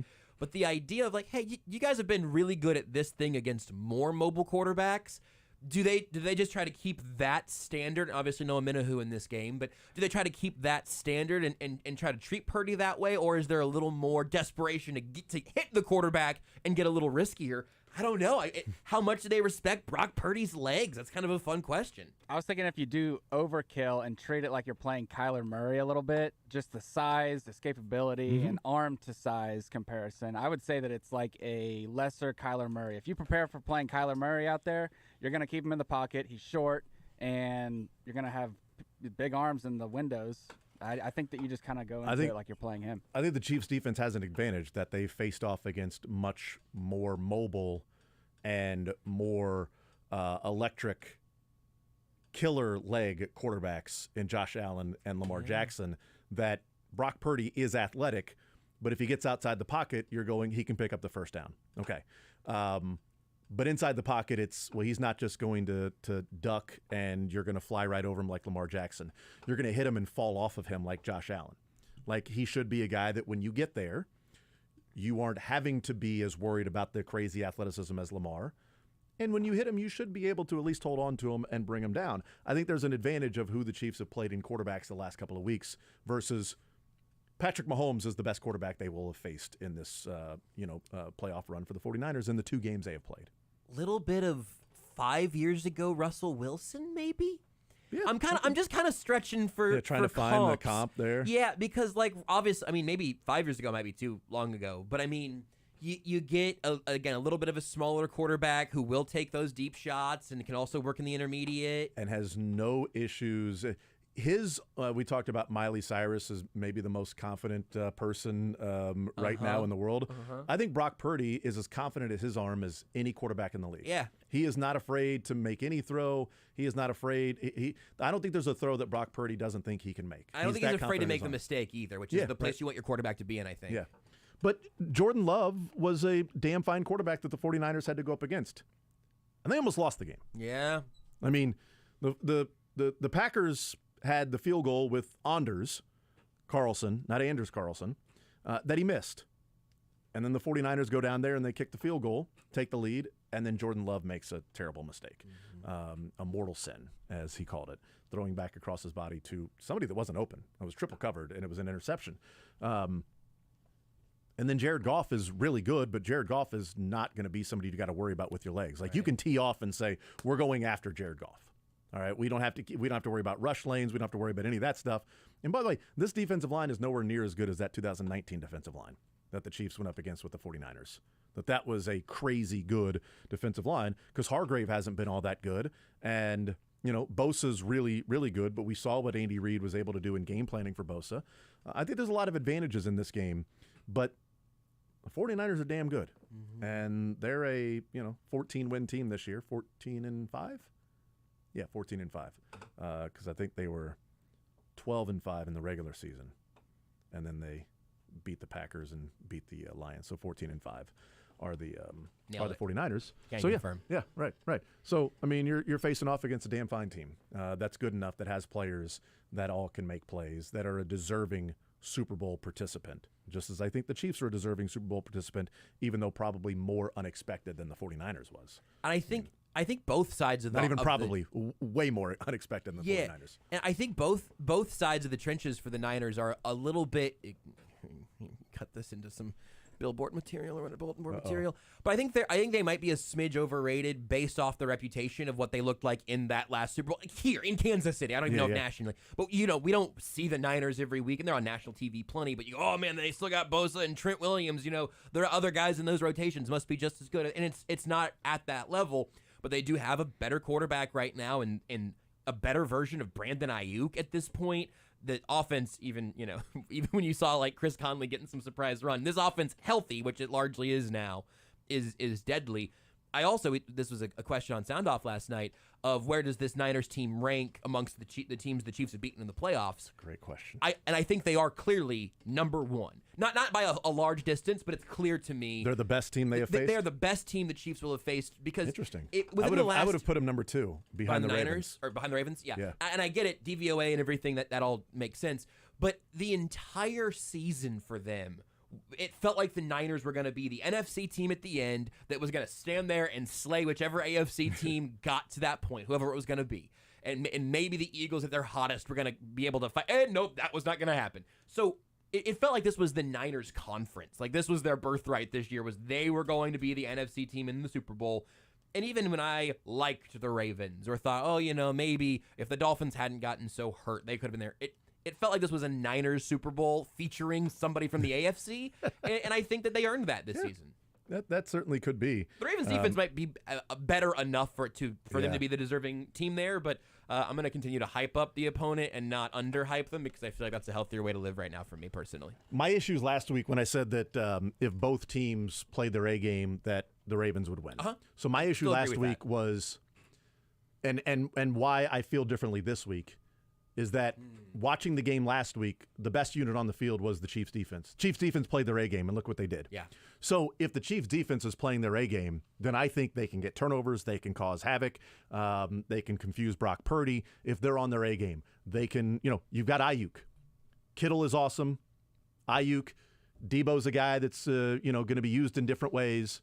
But the secondary has proven that they're pretty damn good against other receivers, and has allowed Spagnuolo to blitz and worry about putting pressure on the quarterback in different ways while confusing in the back end, and also saying, well, if I play man-to-man over here with this guy, we're good.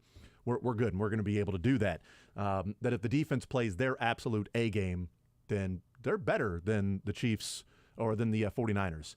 And if the 49ers, defense plays their A game, but the Chiefs offense plays their A game, we're now seeing what the Chiefs offense looks like if they're playing their A game, which is Mahomes playing brilliant football, Kelsey looking young again, the offensive line opening up holes for Pacheco, Rashee Rice doing his Rashee Rice thing. I think both teams play their A game. I think the Chiefs win in this game against the 49ers, and that's because there's way more respect garnered after last week's performance against the Ravens with the Chiefs defense than I was giving them last week. Yep. And I should have given them more, because I didn't think the Chiefs defense would be the best unit on the field because of all the love that the Ravens defense was getting. Like, no, Chiefs defense is good too. Chiefs defense was getting overlooked and maybe overlooked to a degree by me as well. just in deferring to the Ravens defense. I ain't deferring to the 49ers defense in this one. Chiefs defense is better. We'll take a timeout. We'll come back. More Zone next.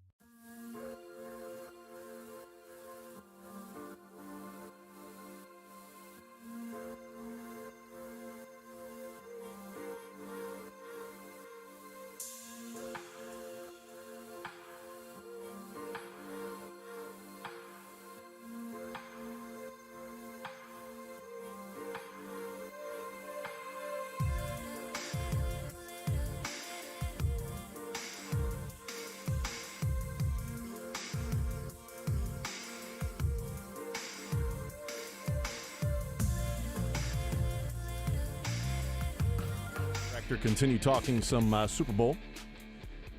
6 days away from the Chiefs playing in their 4th Super Bowl in 5 years, going for championship number 3 against the 49ers. So we'll continue talking about that, breakdowns and matchups and storylines and all of that as we continue. We'll also get some Learn Funniest Best before the show is over. That comes up in the 1 o'clock hour. Here's some other clips as well as some breaking down the game. And opening night going on tonight at Allegiant Stadium, 7 o'clock.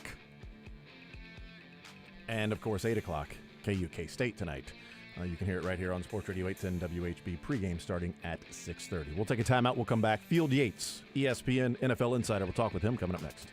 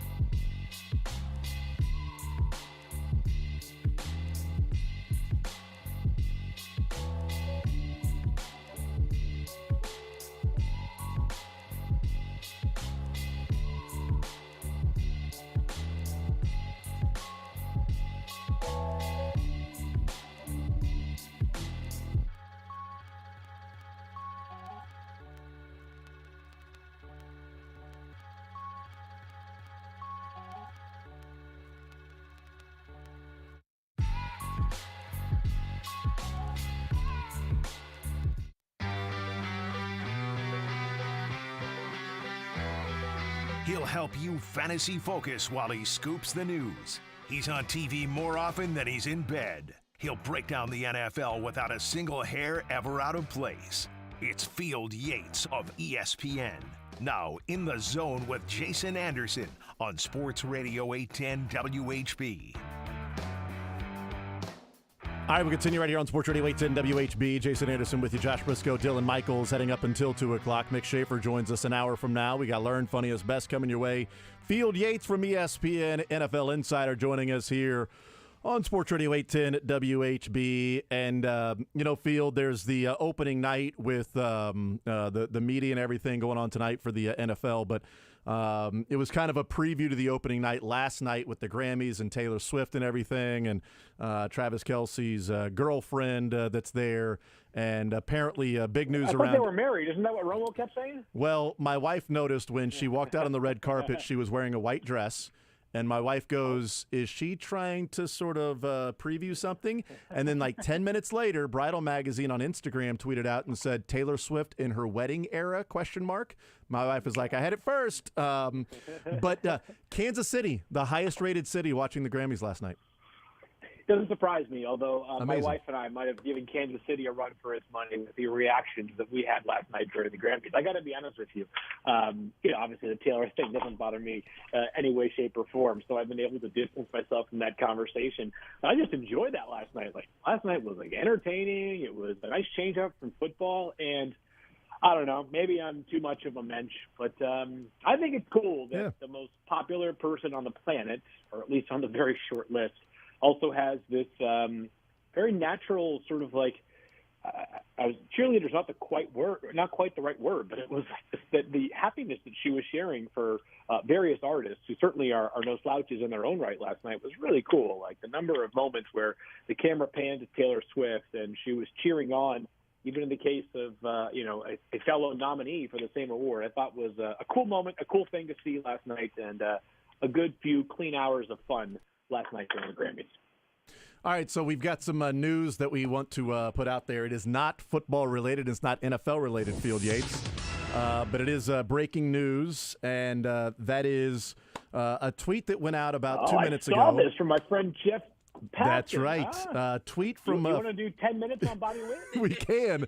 Bobby Witt Jr. tweeted out a tweet that said "not going anywhere," and Jeff Passan has now broken the news. Shortstop Bobby Witt Jr. and the Royals have agreed to an 11-year, $288.7 million contract extension. Sources tell ESPN the monumental deal. There's full details on it. Includes opt-outs, club options. So Bobby Witt Jr. is staying with the Royals in an 11-year extension, which... extension a little bit different when it comes to service time and baseball and all of that stuff compared to when Mahomes signed his 10-year extension. He had 2 years left on his rookie deal, so there was a 12-year deal. Josh, you've got something? Yeah, just that Sam McDowell says it's a 14-year agreement with 11 guaranteed. 14 years with Bobby Witt Jr. So there you go. The Royals are spending money and wanting you to go to the ballot in April and vote for their new stadium. Money, you know what? The stadium that Bobby built might be what that would be. So we will have tons and tons to talk about with Bobby Witt this week. Royals stealing the Chiefs spotlight. Take that, Chiefs. Look at that. I mean, a 23-year-old Bobby Witt is like Patrick Mahomes' old news. He's 28 or I forget how old Patrick is right now. 27 going on 40.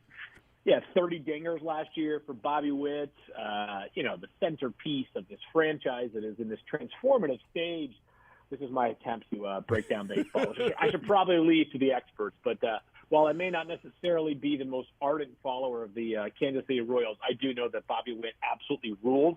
I also know that baseball has the weirdest setup for contracts and extensions and things of this nature. So I'll take it at your word that this is a good deal. I generally think that keeping players around for the long haul that are really good is good business. That is my incredibly nuanced insight on this breaking news. Yeah, we'll find out if it's good business for the Royals. We'll get into some of that after we talk with Field Yates with the NFL opening night coming up tonight.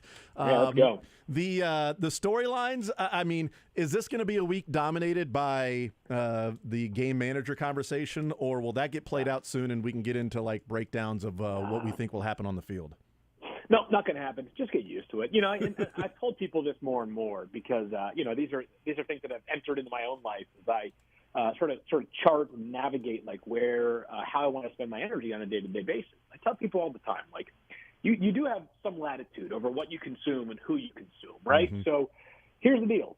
Is Brock Purdy a game manager? First of all, I don't even – is there like a very specific definition of what that means? If there is, send it my way. We can decide from there. The bottom line is this. They're in the Super Bowl. Mm-hmm. You're 60 minutes away from being a Super Bowl champion. So I can put that all aside. I can guarantee this, though. If you're the Chiefs right now, you're not talking about whether Brock Purdy is a game manager or not. You're talking about what does he do well? What does he do at a very high level?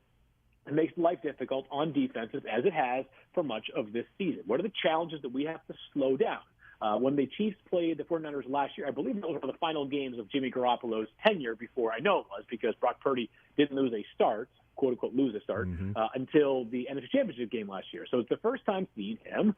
It's finding a way to kind of mitigate what he does really well. And if you can, take advantage of areas that you think are a bit more vulnerable. In the same way that Patrick Mahomes, the greatest player on the planet, one of the 5 best quarterbacks already of all time, with a chance to become the best and most accomplished ever, that's what the 49ers will do. What are the things that maybe gives Patrick a little bit of fits? There aren't many of those things, but if there are, find those and try to expose them. Is we went through in the previous hour that sort of stumbled on just a conversation around the quarterbacks the Chiefs have played, and sort of talking about these 4 quarterbacks that 3 of them they would have faced, and then Brock Purdy coming up in the Super Bowl, and like, okay, so how good is Brock Purdy compared to those other 2? And I ranked them. Josh Allen, Lamar Jackson, then Brock Purdy, then Tua. So I think Brock Purdy would be the 3rd best quarterback they've gone up against. And that's no offense to Brock Purdy because I think game manager needs a new PR rep. That's what I think. Because I'm with you. Because Patrick Mahomes managed the hell out of the game against the Ravens in the second half. So sure, totally. You know, if it's Brock, exactly right. 6 straight drives of the punt, and then last drive, which they did have one big throw, but mostly it was running the football. Right? Absolutely, yeah. Is that fair to look at it and say, Josh Allen, Lamar Jackson, Brock Purdy? It doesn't mean that Brock Purdy won't win the game and he won't quarterback a team to a win, but this would be the best quarterback the 49ers have gone up against in the postseason and the 3rd best quarterback the Chiefs have gone up against in this postseason run? That is correct. I would agree with that assessment, and I think it's important to note that like a quarterback also fits within the context of the team, right? If you drop Brock Purdy in Buffalo, I think they would be worse, and the Bills would be now with Josh Allen. Meanwhile, if you brought Josh to San Francisco, they'd be even better than they already are with Brock Purdy. However, Brock in San Francisco might be comparable to the challenge of Josh in Buffalo because when those 2 teams played, the Bills kind of searching for answers in their passing game with Stephon Diggs becoming basically a non-factor for the last 11 games of the season relative to the standard that he had set for quite some time. So I don't know. Maybe I sound too much like, what I'm sure Steve Spagnuolo is sounding like to his defensive players right now. I don't think Spags is going into the meeting every day and saying, hey, you know what, Chris Jones, as long as we get this guy to manage the game, we'll be okay. He's probably going in there and saying, listen, he's got 85, 19, 11, 22 depth level pieces as well. And if you take all those guys and you sort of roll them up into a ball, you might have the best yards after catch team in the NFL, and they can do more than that. So just don't bother worrying about whether the guy's a game manager or not. Worry about winning the game. Yeah, I'm totally with you. And I think, Spags has been pretty deferential. He was very complimentary about Brock Purdy and how good he is on Friday. And I think the Chiefs will be that all week long, that they'll be complimentary of how good Brock Purdy is and not a game manager. It can make the plays. And I talked about it, too. I'm like, Tua's a guy that if you got him off his spot, he was a different quarterback. Obviously, Josh Allen is a different beast in and of himself, and Lamar Jackson is incredibly electric and is going to win the MVP and is going to hold that trophy coming up this weekend. And Brock Purdy is not on the level of runner that Josh Allen and Lamar Jackson is, but I don't think he's sneaky athletic. I just think he's athletic. I just think he's a good runner of the football when need be. He's just not called upon to do it like Josh Allen and like Lamar Jackson are. And I wonder, is that sort of an advantage for the Chiefs, that they've gone up against guys that they've had to be very disciplined in their rush lanes against a Josh Allen and against a Lamar Jackson, that if that element of the game maybe is taken care of to a degree with Brock Purdy, that, it limits some of the things he can do. Certainly some of the things in the second half he was doing against the Lions and picking up first downs with his legs and creating that way and sort of showing I'm not a game manager, even though, again, you and I have already talked about the game manager thing. The Chiefs have had the challenge in Steve Spagnuolo's defense of facing off against guys that they don't want to let outside the pocket or find a seam right up the middle. Yeah, totally. And by the way, to go back to one of the initial comments there, I think that sneaky athletic is just what we call white guys that aren't like Josh Allen. That's athletic, right? Pretty much it. But yeah, 49 rush yards last week in the second half alone. I think he had -1 in the first half against the Lions. So you got to kind of see, you don't want to overreact just to one game, but last week was certainly emblematic of the fact that if the game plan going into the game is just get Brock Purdy off of his spot, well, how did that work out for Detroit in the second half specifically? We can talk about, whether he's a major threat, a minor threat, somewhere in between with his legs. But ultimately, when I think back to what Detroit did last week that I thought really paved the way for a dominant first half, it was a couple of things. First of all, they punched him in the mouth early on offense, right? Which when you're playing, and this is not a road game for either team, or I guess it's not a home game for either team on Sunday, although the Chiefs have won lots of games there against the Raiders. But taking the win out of the sails, I thought that was a real thing last week. The 49ers falling behind early felt like kind of the crowd was geared up for that one to be just totally cruise past the Lions in short order right out of the gates. That helped. And then it's going to sound really dumb and really obvious, but the Lions coverage got a whole lot worse in the second half. And there was some dumb luck involved, obviously, with the 51-yard play that Brock Purdy should have been intercepted on. But I thought the first half was fairly impressive in terms of coverage and designing some blitzes, right? I mean, they've got the Lions are able to generate some pressure with some slot blitzes. As we know, the Chiefs are going to have a million different pressures on Sunday. So if I were to point to the recipe for unseating Brock Purdy and the 49ers on Sunday, it would be a couple of things. One would be when he gives you an opportunity, you got to capitalize. Yeah. I mean, you can't let those interceptions go through the wicket and be stuck. A play, not even one play later, letting up a touchdown, right? And then also is the pressure. Pressure, how many quarterbacks, the answer is very few, get any better whatsoever under pressure. I mean, that's part of what makes some of the very best to ever do it so great. Patrick probably on that very short list. But Brock Purdy, 99.8% of the quarterbacks that have ever played, is going to be a lot easier to defend when under duress.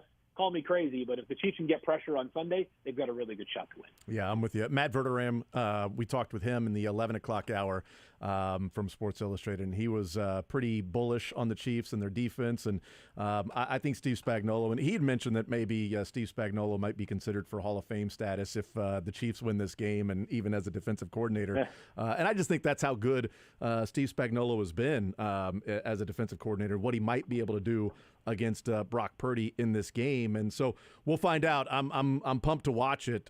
Field, what are some of the matchups, maybe one or two in particular? And then I want to get your thoughts on Cliff Kingsbury and then a prediction before we let you go. But like a matchup one way or another that you may be looking at early in the game that may give you an indication as to how the game may go. Yeah, so I think that do we have any sense? You might have better sense than I do on Jerick McKinnon and his availability for this game on Sunday. I know obviously he's been designated to return, which I don't think they would do that unless they felt like he had a shot to play on Sunday. If he does, McKinnon and just the Chiefs running backs in the middle of the field passing game in general, right? Mm-hmm. There's probably no better coverage linebacker than Fred Warner. So just the middle of the field passing game is going to be one to keep an eye on. And then I think conversely is you think about some of the critical plays so far this season for the Chiefs and the Buffalo game a couple of weeks ago, right? Everybody's still talking about the Josh Allen throw to the end zone that came up several yards short. Yeah, and right. As we know, the key to that play is Chris Jones generating pressure on Deion Dawkins.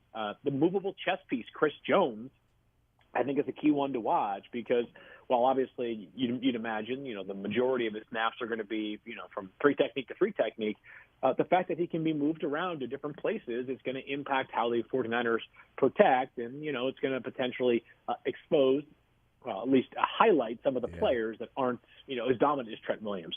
Those would be a couple that come to mind for me. Love it. And, it's a good start. Yeah. Absolutely. All right, before we get a prediction, Cliff Kingsbury, not the Raiders OC. He is the Commanders offensive coordinator. Was this the Commanders getting involved and saying, we'll offer you more money? Did talks break down with the Raiders before the Commanders got involved? How did he go from what looked like to be the offensive coordinator with the Raiders to now he's coordinating the Commanders offense? Okay, so a couple of things here to note. And this one is a hat tip to my friend and colleague, Adam Schefter. It sounds like the Commanders said, hey, 3 years is no problem, which if you're a coordinator, and it sounded like the Raiders maybe were talking 2 years. Let me get the tweet that I saw a little while ago. Let's see. It says, it was a contractual dispute between Cliff Kingsbury and the Las Vegas Raiders. I think the Raiders were offering a 2-year deal, and Washington was more than happy to offer that third year. That's according to Adam Schefter on the Pat McAfee show not too long ago. So that seems to be part of the intel here. I'd imagine, though, part of it also is this, Jason, is that two things. One, I'm trying to avoid the AFC if I can, specifically the AFC West. Yeah. Two, if you're Cliff Kingsbury, what is the best path to becoming a head coach at the NFL level as soon as possible? The answer is tutoring a quarterback that becomes a star. The Commanders have the second pick in a draft that has 3 quarterbacks that I think all merit number 1 overall pick consideration. I would rank them in a vacuum: Caleb Williams, Jaden Daniels, 1, 2, Drake May is 3. One of those 3 guys is going to be your quarterback if you guys decide to, which I would be shocked if they didn't, take a quarterback, right? So if you're the Raiders, you're picking 13th. Yeah. And Jason, my first mock draft is due in 9 days. I have not finalized it by any stretch, but I've started working on it, and I have made it through. And these could all change by tomorrow, so it's not like I am etching this in stone. 12 picks. And I got to tell you, Jason, getting to the first 12, you realize how fast those quarterbacks are flying off the board. And I stopped at 13 because the Raiders make things quite complicated. Not only are you probably missing out on – you are missing out on those first 3 quarterbacks most likely, Jason. You might miss out on 1 or 2 more. So if you're Cliff Kingsbury and you're saying, well, I really like these 2, I really like these 3, I really like these 4, you might miss out on all of them because beyond the teams at the very top of the draft, you've also got the Falcons at pick 8, you've got the Broncos at pick 12. Like, if the Vikings don't retain Kirk Cousins, the Vikings at pick 11. So it's a lot less clear of a path to have a quarterback you can build your offense around. Good point. Yeah, absolutely. Last one for you. 6 days away. What do you think happens in the Super Bowl if you have a score for us in mind? 27-24 hasn't changed since last week. I feel like if it's a good thing, you might as well just keep it going. So 3 and 5 seasons, that catapults you into, dynasty territory. If you're not already kind of in that spot, as it were, but should be a great one. Looking forward to actually leave for Vegas in 2 hours, so I might be on Radio Row if you're heading out there as well. I am not going this year. I will not be on Radio Row this year. Yeah, I'll tell you why. You know why? Because the station is saying, Jason, we can't, it's not cheap to get these radio stations out there, and it's like we keep doing this every year. The Chiefs are going to put us out of business. They're going to make us and put us out of business at the same time. That's right. We got our afternoon show is going down there or over there to Vegas this year. So we've got representatives that'll be there, and we'll have tonight covered and everything. We got our guy Artie en route there to cover tonight. So yeah, we got it covered. But I was not upset to not head to Vegas. I'll be looking forward to New Orleans next year. I'll be down at Radio Row at New Orleans next year for sure. As you know, Jason, I reference my 2 young children often on this show. Yeah. And, the idea of me escaping for 5 days is going over swimmingly with my wife. To Vegas, no less, right? No doubt. Honey, it's work. I got to work. What do you want me to do here? Yeah, absolutely. Field, you're the man. Enjoy the work. Enjoy the game. And hopefully next Monday we are talking about 3 wins in 5 years for the Chiefs. We'll see what happens. Thank you, Field, as always, brother. Hey, we are going to wrap it up one way or the other next week, we shall see how it all unfolds. But for very selfish reasons, i.e. my preseason prediction, 27-24 Chiefs will be pretty sweet. That'd be nice. Certainly that'd be the case. Field, you're the man. Appreciate it, sir. Thank you, Jason. Talk to you soon. Absolutely. There's Field Yates from ESPN NFL Insider. One more conversation with him this year. One more conversation left with Field Yates. It'll be next week. Win, lose, or draw for the Chiefs. Draw would be crazy. It'd be really amazing. The first one ever. In fact, it'd be the first tie ever in the Super Bowl. I'm going to go and look that up just in case. I don't want to give out non-factual information here. But yeah, win or lose, we will talk with Field Yates. Hopefully it is the Chiefs coming away with a victory. I am curious this week to see what the predictions will be, because all last week it was Ravens nationally. On this show, Field Yates picked the Chiefs to win. A lot of our guests picked the Chiefs to win, and we were smart enough to do the same thing. As far as somebody had to provide the bulletin board material. That's right. Ravens weren't talking. I decided to do it for them. Did our part. We don't have to do our part this week because the Chiefs hold a lot, and Charvarius Ward's going to get turned up for a couple days. A wild thing to say out loud. In Vegas. But then, it is a game, so I'm going to have to get focused after getting turned up for a couple days in Vegas. So there you go. We'll take a timeout. We'll come back. We will switch the conversation and the topic to Royals and Bobby Witt and his 11-year extension, 14-year contract, $377 million ceiling for Bobby Witt Jr. We'll talk about that. The 23-year-old is now going to be a Royal for at least 7 more years. We'll explain why at least 7 more years coming up next.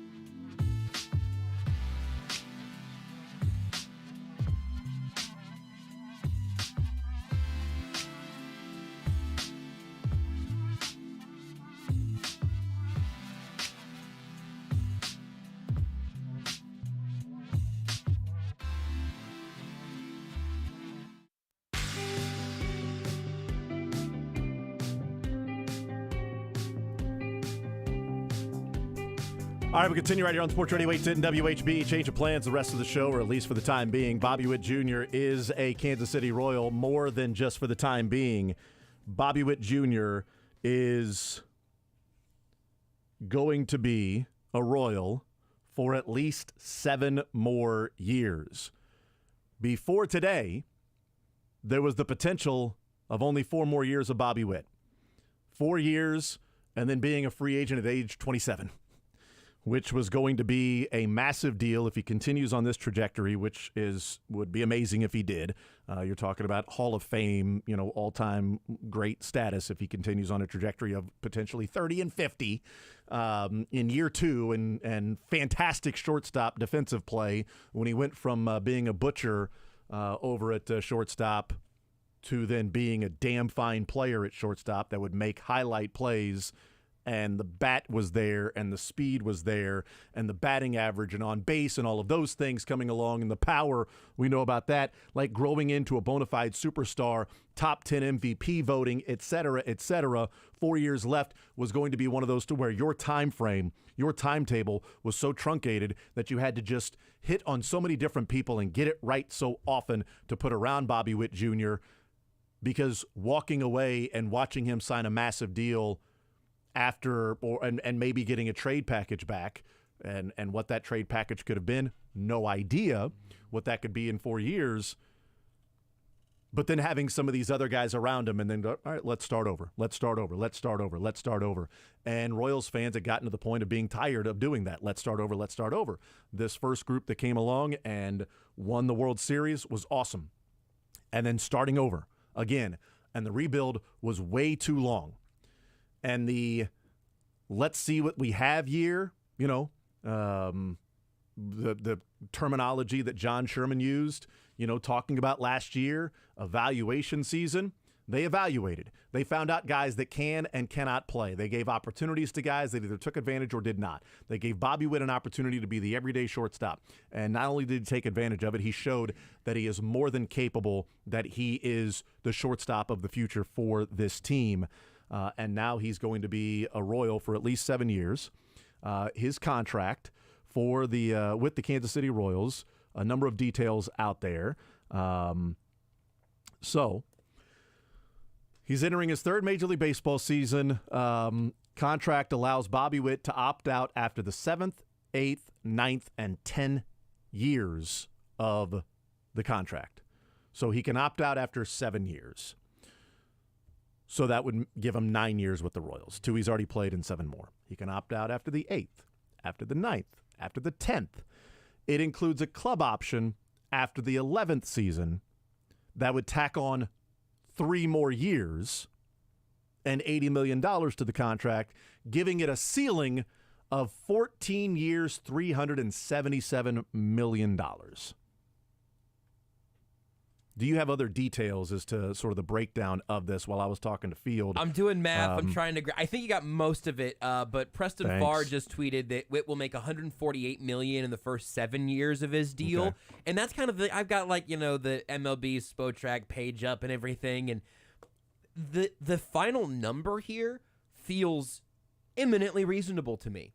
Like, Bobby Witt is getting paid a lot of money earlier than waiting all the way until that free agency that could have made him more per year and more in total and more guarantees, and those years move back and everything. But again, if you think about it as $148 million in the first 7 years of the deal, some of the larger numbers, the ceiling of $377 million, like you said, obviously that would require both sides opting in at different times, which would be kind of weird. Just for Bobby would want to opt in to lock in those years, and the Royals would want to opt in after. We're not going to see it play out by the way that it's on paper today. But I think that you've got most of the details that I saw, even when you were talking to Field. And David Lesky tweets, if the Witt deal reaches $377 million, it won't. It'll get renegotiated, but play along. That's what Lesky said. It would be the 2nd largest contract in baseball history if the Royals are doling it out.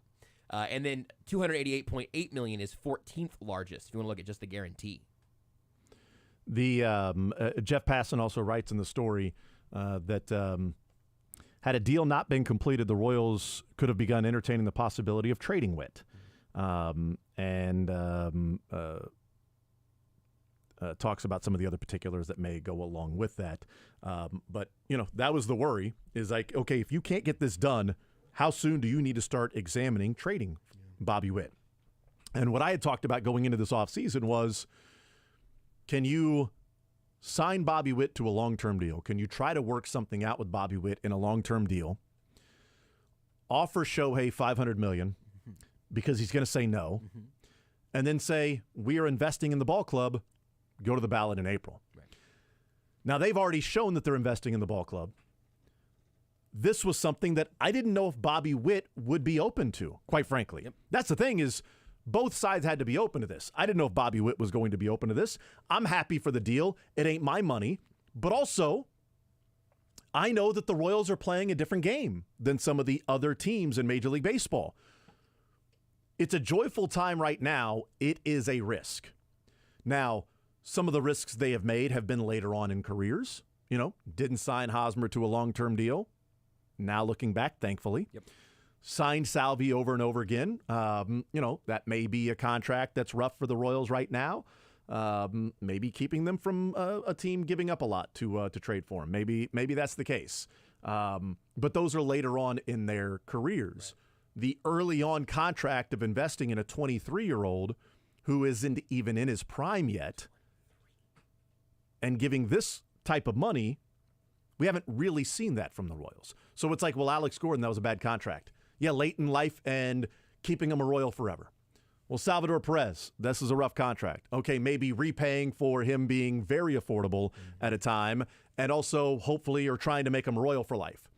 There's some of the, it's a family and this means more, things like that from Dayton Moore, right? And the relationship that's there, so we're willing to write a bigger check with that relationship. This comes off more as, might be a relationship, but it's more baseball, as in, we're going to give the money, and we're buying out 3 years of free agency at least. Yep. You got 4 years left in team control, and we got you for 7 more years, which is a wider window now for the Royals to try to get something done. They've spent the money now. They want and have talked about the added revenue that they can get by a new by a new stadium, by a new baseball stadium, the district that could be around there, and added revenue that can come along with it. Maybe it takes 7-8 years for the whole thing to be built and then start to turn somewhat of a profit. I don't know. But Bobby Witt, 14 years, $377 million, if that's the case, it's $22 million per year. It seems completely reasonable. Which is why it's never going to get to that. Yeah, right. And, 148 in the first 7 years is 26? 148 divided by 7. Well, that can't be right. 148 divided by 7. Is that right? 21? Is that all? 148 by 7? Is that what I said earlier? Yeah. You said Seems 148 in the first 7 years. I'm wondering now if I've said the wrong number or if that. But yeah, I mean, these are reasonable deals. The 377 over 14 would be about $27 million. Right, and it's not the first 7 years would be around $21 million. $148 million in the first 7 years. Okay, would be about $21 million, and we'll see how the whole thing goes year in and year out. But the first 7 years guaranteed. That's what he's going to get. He can opt out after that. Now, if he's struggling, those years becomes more guaranteed dollars. Because he would opt in, right, as opposed to getting, going and hitting free agency. This is one of those to where you actually hope he ends up opting out. Because if he opts out, it means he's going to get a boatload of money because he has been performing at a high level. And you're 7 years in the future, hopefully have a winning baseball team, hopefully have your new stadium and all of the things that you should be seeing some returns on that with the urgency that the Royals have been putting into it all. And over the first 7 years, again, at that $148 million number that Preston Farr tweeted out, for each year throughout the life of those first 7 years, Bobby Witt Jr. would be making less money than Juwan Taylor next year. Had to go there, really? Well, I was looking for a comparable number, and he's unfortunately the closest. He's making 5 less than Joe Tooney. Yeah. Yeah. Making more than Travis Kelce or Justin Reed. But. And his money's guaranteed, though. So they could cut Juwan Taylor. This is real guaranteed money for Bobby Witt, a 23-year-old who's getting paid early. But man, tell me $21 million per? I wouldn't bat an eye at that one time, I don't think. It's a surprising number. And maybe that's where they would have been working all along, when some of the numbers are looked at. It's like 30, 35 million. What are you paying for? This guy is 23. And what would it take for him to come to the table and agree to those terms and agree to give up years of free agency? Because one of the things we've talked about is he's not somebody that really needed it. I mean, he's made $7, $8, $9 million in his career already as a 23-year-old. You know, Vinny Pasquantino was somebody we thought, you know, probably needed a little bit more. Didn't get a big signing bonus. Bobby Witt did. Here's Bobby Witt in his statement. Says, from the moment I was drafted in 2019, the entire Royals organization and fans have treated me and my family like their own. This city and this team have felt like home since day one, and it's an honor to have the opportunity to continue to represent all of KC. I am incredibly grateful to the Sherman family and the Royals front office for believing in me, and I promise to do everything in my power to help bring championship baseball back to Kansas City.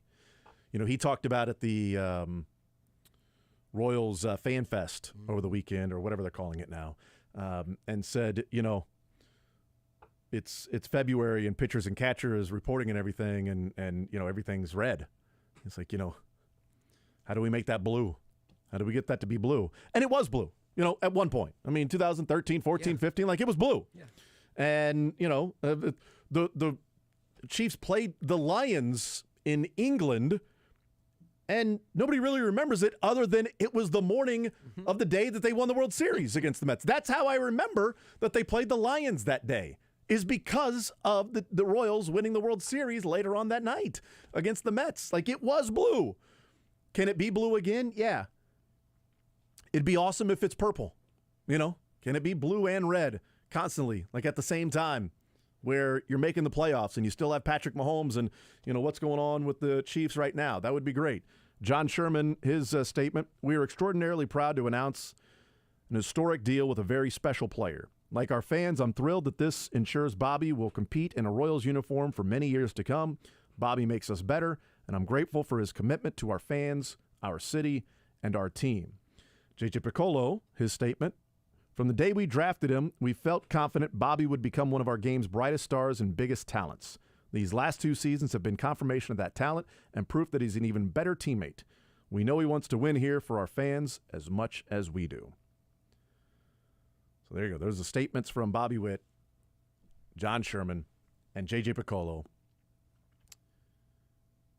And he's going to be a Royal for 7 more years, man. 7 more years. And it's great because I looked at it, and there was a part of me, and unfortunately over the summer, like we were talking about how soon do you start to look to trade Bobby Witt Jr., like in a couple of years, to where you would be trading him to a team that still had team control for a year or so. Then if you trade him in the last year, and then he's going into free agency, now he's a rent-a player, do you get as much back? Like, how do you maximize the trade value for Bobby Witt? And it was the same song and dance. It's the record on repeat. The same song and dance. When do you trade him? What can you get out of this guy? When you trade him, can you then start the clock all over again? And maybe that's what the Royals will have to do. Maybe that's the bowl they'll have to continue to be in, of trading and restarting clocks, trading and getting fresh prospects to come in and not be able to give out these contracts. And maybe it's around Bobby Witt at the time. Or maybe Bobby Witt's coming up to the end of his contract and they've got some guys that are coming up and or some pretty good players, they're not winning. You trade those guys and you say, we got to start over at this point. Bobby's opting out. He's going somewhere else. And we've got these guys. And without Bobby, we need to figure out how do we create another, young nucleus. Because over the 7 years, you'll have, Vinny Pasquantino and Garcia and Cole Reagans and, some of the younger guys, hopefully, that are coming up as well, and draft picks that maybe then add on to what we're seeing from Bobby Witt Jr. But you've got a piece that you can build around. Doesn't guarantee success because Mike Trout's the best player in baseball for a number of years, made a lot of money, and they didn't do anything. Well, I mean, if they could have gotten Mike Trout, like the second, maybe the actual best player in baseball, for him to be like the number 2, surely then they would have won. They also didn't do that either. They didn't do that either. Oh. It doesn't guarantee success, but what it does is it gives optimism that the Royals are willing to spend, and that John Sherman and what he said a couple of years ago or in the offseason last year of, when it comes time to spend, we'll spend the money, but we're going through an evaluation year. We need to know what we have, what we want to spend the money on, what we don't have. Well, they've gone out and spent money. He's put his money where his mouth is, not literally, but, he's gone and done that. I wish his mouth was in the East Village because I just figured it out. It doesn't guarantee success. You're 100% right about that. We have plenty of evidence. But it guarantees two things to me. One, essentially guarantees who the best player on this team is going to be for the next 7 years. It's either going poorly if he's not, or he is one of the best players in baseball, and you get to know that that's the face of your franchise. It also does guarantee, as you were alluding to, seriousness. This is not an unserious organization in this moment. This is a team that has found its star, has locked him up for almost a decade, and potentially a little more than a decade, most likely. Let's talk about these 7 years. That's huge for just restabilizing where this organization is right now. And Jason, at the risk of sounding like a Chargers fan. I think the Royals deserve a ring. No, listen, this isn't the ring of the offseason. This isn't an early World Series ring, but it is a ring from Ruback Fine Jewelry. We get out the ring every week, and in this case, the Royals and Bobby Witt Jr. deserve it. They get the ring for getting this deal done, making us talk about the Royals in February like we've just time-traveled back about a decade. It's brought to you by Ruback Fine Jewelry. Once you've been to Ruback one time, you're a customer for life. Check out their new location in downtown Overland Park. You can call or text Hal today about scheduling your appointment at 913-649-8811 or visit their website at ruback.co. That's ruback.co. All right, we'll take a timeout. We'll come back. More Zone right after this.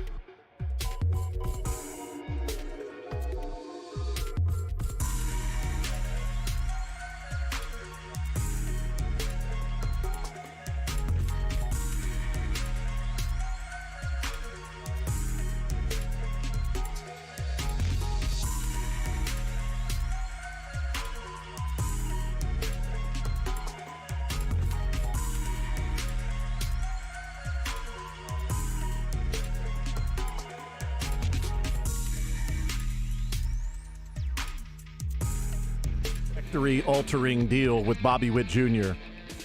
Bobby Witt Jr. signing an 11-year contract.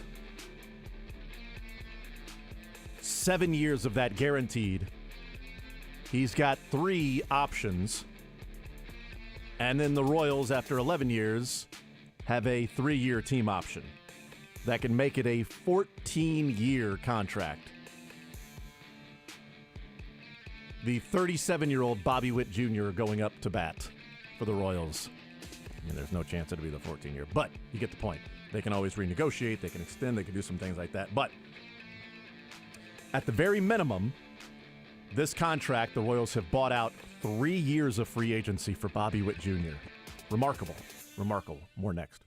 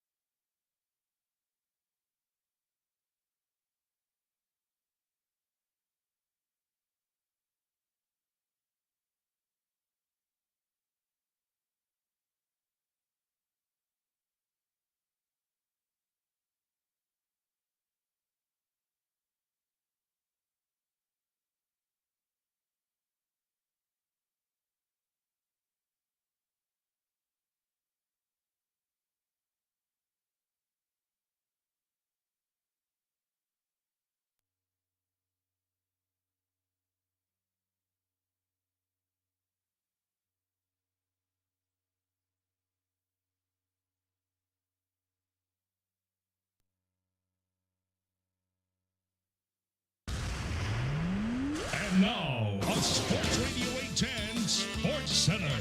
This Sports Center is brought to you by the University of St. Mary. Start your success story with a degree from the University of St. Mary. Learn about USM's online and Overland Park courses during a February 22nd info session. Register at stmary.edu/RSVP.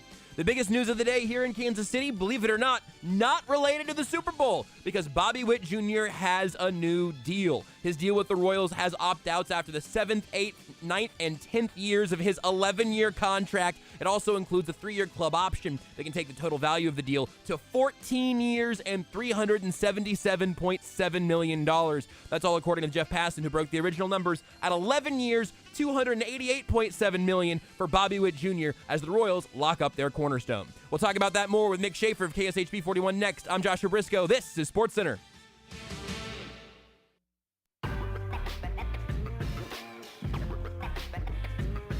The Zone is presented by Guaranteed Foods, delivering all-natural food to Midwestern families since 1958. Enjoy healthier food, more free time, free delivery, and better value.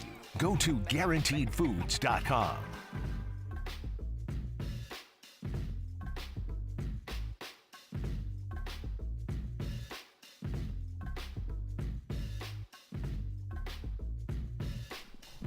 Reading some more of the fine print of Bobby Witt's contract.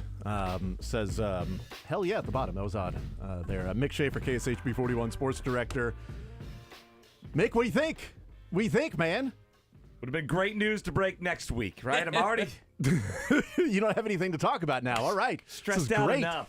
This is great. You know, pitchers and catchers will be reporting on Valentine's Day, while hopefully there is a parade going down Grand. Right. They'll be reporting, and Bobby Witt is reporting to his bank right now. He will be reporting new tax level, new tax bracket is what he's going to be reporting now. They could have reported on Friday too, because we talked to Bobby Witt on Saturday, and I think that was a sound-off question last night, right? It was. Jalen got asked about it. When's it going to happen? A long-term deal for Bobby Witt Jr. And he maybe barreled the camera, and he said tomorrow.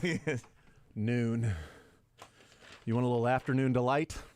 Nooner. That's it. Tomorrow. Let's hear from John Sherman. He was asked on Saturday about a Bobby Witt contract extension and whether something like that was in the works and if there was conversations going on and the motivation from the Royals side to sign him to a long-term deal. Here's John Sherman on Saturday at the Royals Fan Fest talking about Bobby Witt and a long-term deal. You know, I think I feel pretty good about the conversations. You know, those are. I don't want to say too much about it, but I'm pleased that we've been very engaged with him and his team, and Bobby's a special player. We'd love to keep him here a long time, and we're working hard at that. I'm trying to get that done. Yeah, sure. Okay. Yeah, no, I'm trying really hard to run a 4-minute mile. I'll believe it when I see it. Yeah, I'll see it when I believe it. And that's and you know what? I believed it. Now I see it. I don't see the contract in front of me, but I see some of the details that are there. Bobby Witt Jr. long-term deal. I mean, look, I don't know if it's going to work out or not. You know, we may look back in a number of years and go, whoa, what a mistake they made with Bobby Witt Jr. But the Royals making an investment like this is different the investments they made with Alex Gordon towards the end of his career. Everybody. And Salvador Perez towards the end of his career. This is so unroyal. Right. But just like even giving a long-term deal when it's like, man, that's a lot of money that you're going to give that guy, and I don't know that it's going to pay off. It hasn't been where the guy has 4 more years of team control left. The second biggest contract for a guy that's 4 years away from free agency. I mean, it's phenomenal. In history. Yeah, it's phenomenal. And they've got 7 years of Bobby Witt Jr. From right now until he's got an opportunity to opt out, they have 7 years of Bobby Witt Jr. and at a reasonable price, and they've got a wide open window here. Now, whether they can get it done or not, but they've got an opportunity. They aren't looking at it and going, we got 4 years to get something done, and if we don't get something done, we got to trade him. It's reasonable, I think, for a lot of franchises. That price has never been reasonable for the Royals, right? Was the previous, was it 80-something for Salvador Perez? I believe was the previous biggest deal in franchise history, and now it's $288. They took that times 3+, which could be $377. It's almost like there's new guys in charge. Could be 377 if he plays the entire 14-year contract. Well, and so 14 years, 377 is the potential ceiling for that. Mark Feinsand just tweeted out the year breakdowns here just a couple of minutes ago. So about damn time somebody did, Mark. So all of the player option years are all $35 million. So it's not like they're sneaking in some low numbers there. So I'll just give you each year here. I'll just tell you the millions number, but 2 million, 7 million, 13, 19, 30, 35, 35, and then 4 straight years of 35 million player options. Well, so here's the thing. I tried to tell people, I think they'll be able to sign Bobby Witt Jr. and pay him next year the same thing that teams are going to pay Shohei Ohtani. And they're doing that. $2 million for Bobby Witt Jr. this year. So there you go. Bobby Witt Jr. The Royals could afford Shohei Ohtani this whole time. For 162 games at least. That's right. He's DHing, though. Bobby Witt's at least playing shortstop, doing that. But $2 million they'll pay Bobby Witt this year, $7 million next year. I mean, the 7 years, 2, 7, 13, 19, 30, 35, 35. Right, go slower. I got it as 141 million in those 7 years. We were talking about 148 earlier. 2, 7. 2, 7, 13. Okay. 19. Okay. 30, 35, 35. And then the next 4 would be all at 35. His player options. And that would get, another 140 on top of that. Yep. And so, how about this? It won't be till 2028 to where he makes more than Salvador Perez is making right now. Woo. Wow. He will play 4 years, the next 4 years before he makes the 20 million Salvi's at. Isn't Salvi at 20 million right now? Right. So, in 4 years from now, he's going to make 19 million.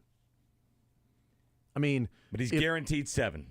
7 years. 7 years, because after the 7 years, he can retire and go into sports talk radio and make that money. From a hit, Not that money.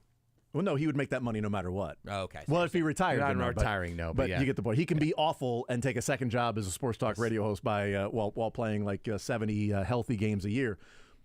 For him, it could be an 11-year guaranteed, because he can pick up every one of those player options. So after 7 years, he can go, 35 million more next year, 35 million more next year. I'm with you. I'm hoping he at least has to think about it. Yes. Right? Each of those years. Because think about it. Hopefully the Royals are in a better position to compete if that number's 40 or 45. Because that is essentially another 4 years, 30, 60, 90, 120, 140? Yeah. It's another 4 years, 140? At the end of his 7 years, that he can go, well, am I going to get 4 years, 140? Because I'm in control of the player options. It's not like if I take the player option this year, then the Royals can have a club option after that. It's 4 years of a player option. So at the end of 7 years, he can look at it and go, I've got another 4 years, 140 coming my way. And is that, is that worth it for me to do that? Or I can take it year by year. I've got a 2-year, $70 million contract right now on the table at the end of 7 years. So do I want to play the next couple of years? Or you can look at it in 2-year spans. I got a 2-year, $70 million contract at the end of that first year. Hey, I got another 2-year, $70 million contract, and take it from that standpoint to see what the long-term money would be. But he's going to be 23, 24, 25, 26, 27, 28. He's 23 right now? He'll be 29 going on 30 when he's a free agent at the end of the 7 years. So he might still... Could be hitting his prime, right? Honestly, depending on the birthday, I'd have to go and look at the calendar and everything, but it might be a 2 in front of his name in the first number in an age at the end of a 7-year deal, depending on when the whole free agency and everything happens. Phenomenal. He's born in June, so he'll be 24 in June. Okay, so then he would have played his 29-year-old season at that last year. So he'll be a 30-year-old going into free agency at the end of 7 years with all that money in the bank already and opportunity to make $35 million over the next 4 years, each year over the next 4 years. So I think it's a great deal, especially with the way that the numbers are tiered, that you're paying the guy $22 million over the next 3 years. You're paying Bobby Witt $22 million over the next 3 years total. Yep. 2, 7, 13. Which that's still under what his average would be for the entire 11 years of the contract, which is like $26 million or something like that. But I mean, even if you would say arbitration eligible, what's he going to make in arbitration? Okay, $7 million. 13 million. He's make more than that in arbitration. The guy was top 5 MVP voting. You know, it was a 30-50. You know, except for the one stolen base. So 30-49 doesn't sound as cool. I'm rounding up. I feel like it was a 49.6 stolen base, so I can round up really because he had that 0.6 of a stolen base, and it's like I feel like he got screwed. Rounding down because the bases got bigger this year. So he had a and he plays in Kaufman. I'm going to round up. He had a 40-38 season, 40 home runs and 38 stolen bases because of the. I'm rounding back down because they limited the number of pickoffs you can have if you're a pitcher. Okay, 40-20 season was 47 and a half season for me. He only had 5 bags this year in Mick Schaefer's record book. It's weird, man. He had so many more last year before the pickoffs and the bigger. I was the one guy disappointed in his stolen base numbers. I thought for sure he had at least 1 triple, but I'm on MickReference.com and it says 0 triples. I don't even know why. MickReference.com. Yes. I like that. Go do that. Yeah, and I wonder, like, was the thing fully done at FanFest? Or were there like fine points? How close Might were not they? have been. I bet it was FanFest? 90% though. Mm-hmm. It was well down the road. They didn't just scramble this thing together after church yesterday. By the way, what if they did though? You know, I'm just marveling at the numbers. I remember the A-Rod deal was 10 years, $250 million, and I was like, I will never hear about that much money in my life again. We've lost our minds. What has happened? And that is. Is that even a top 20 contract now in baseball? And that was only 20 years ago. Was Shaq the first $100 million? If he's 14, contract? right? You said Witt is 14 at 288.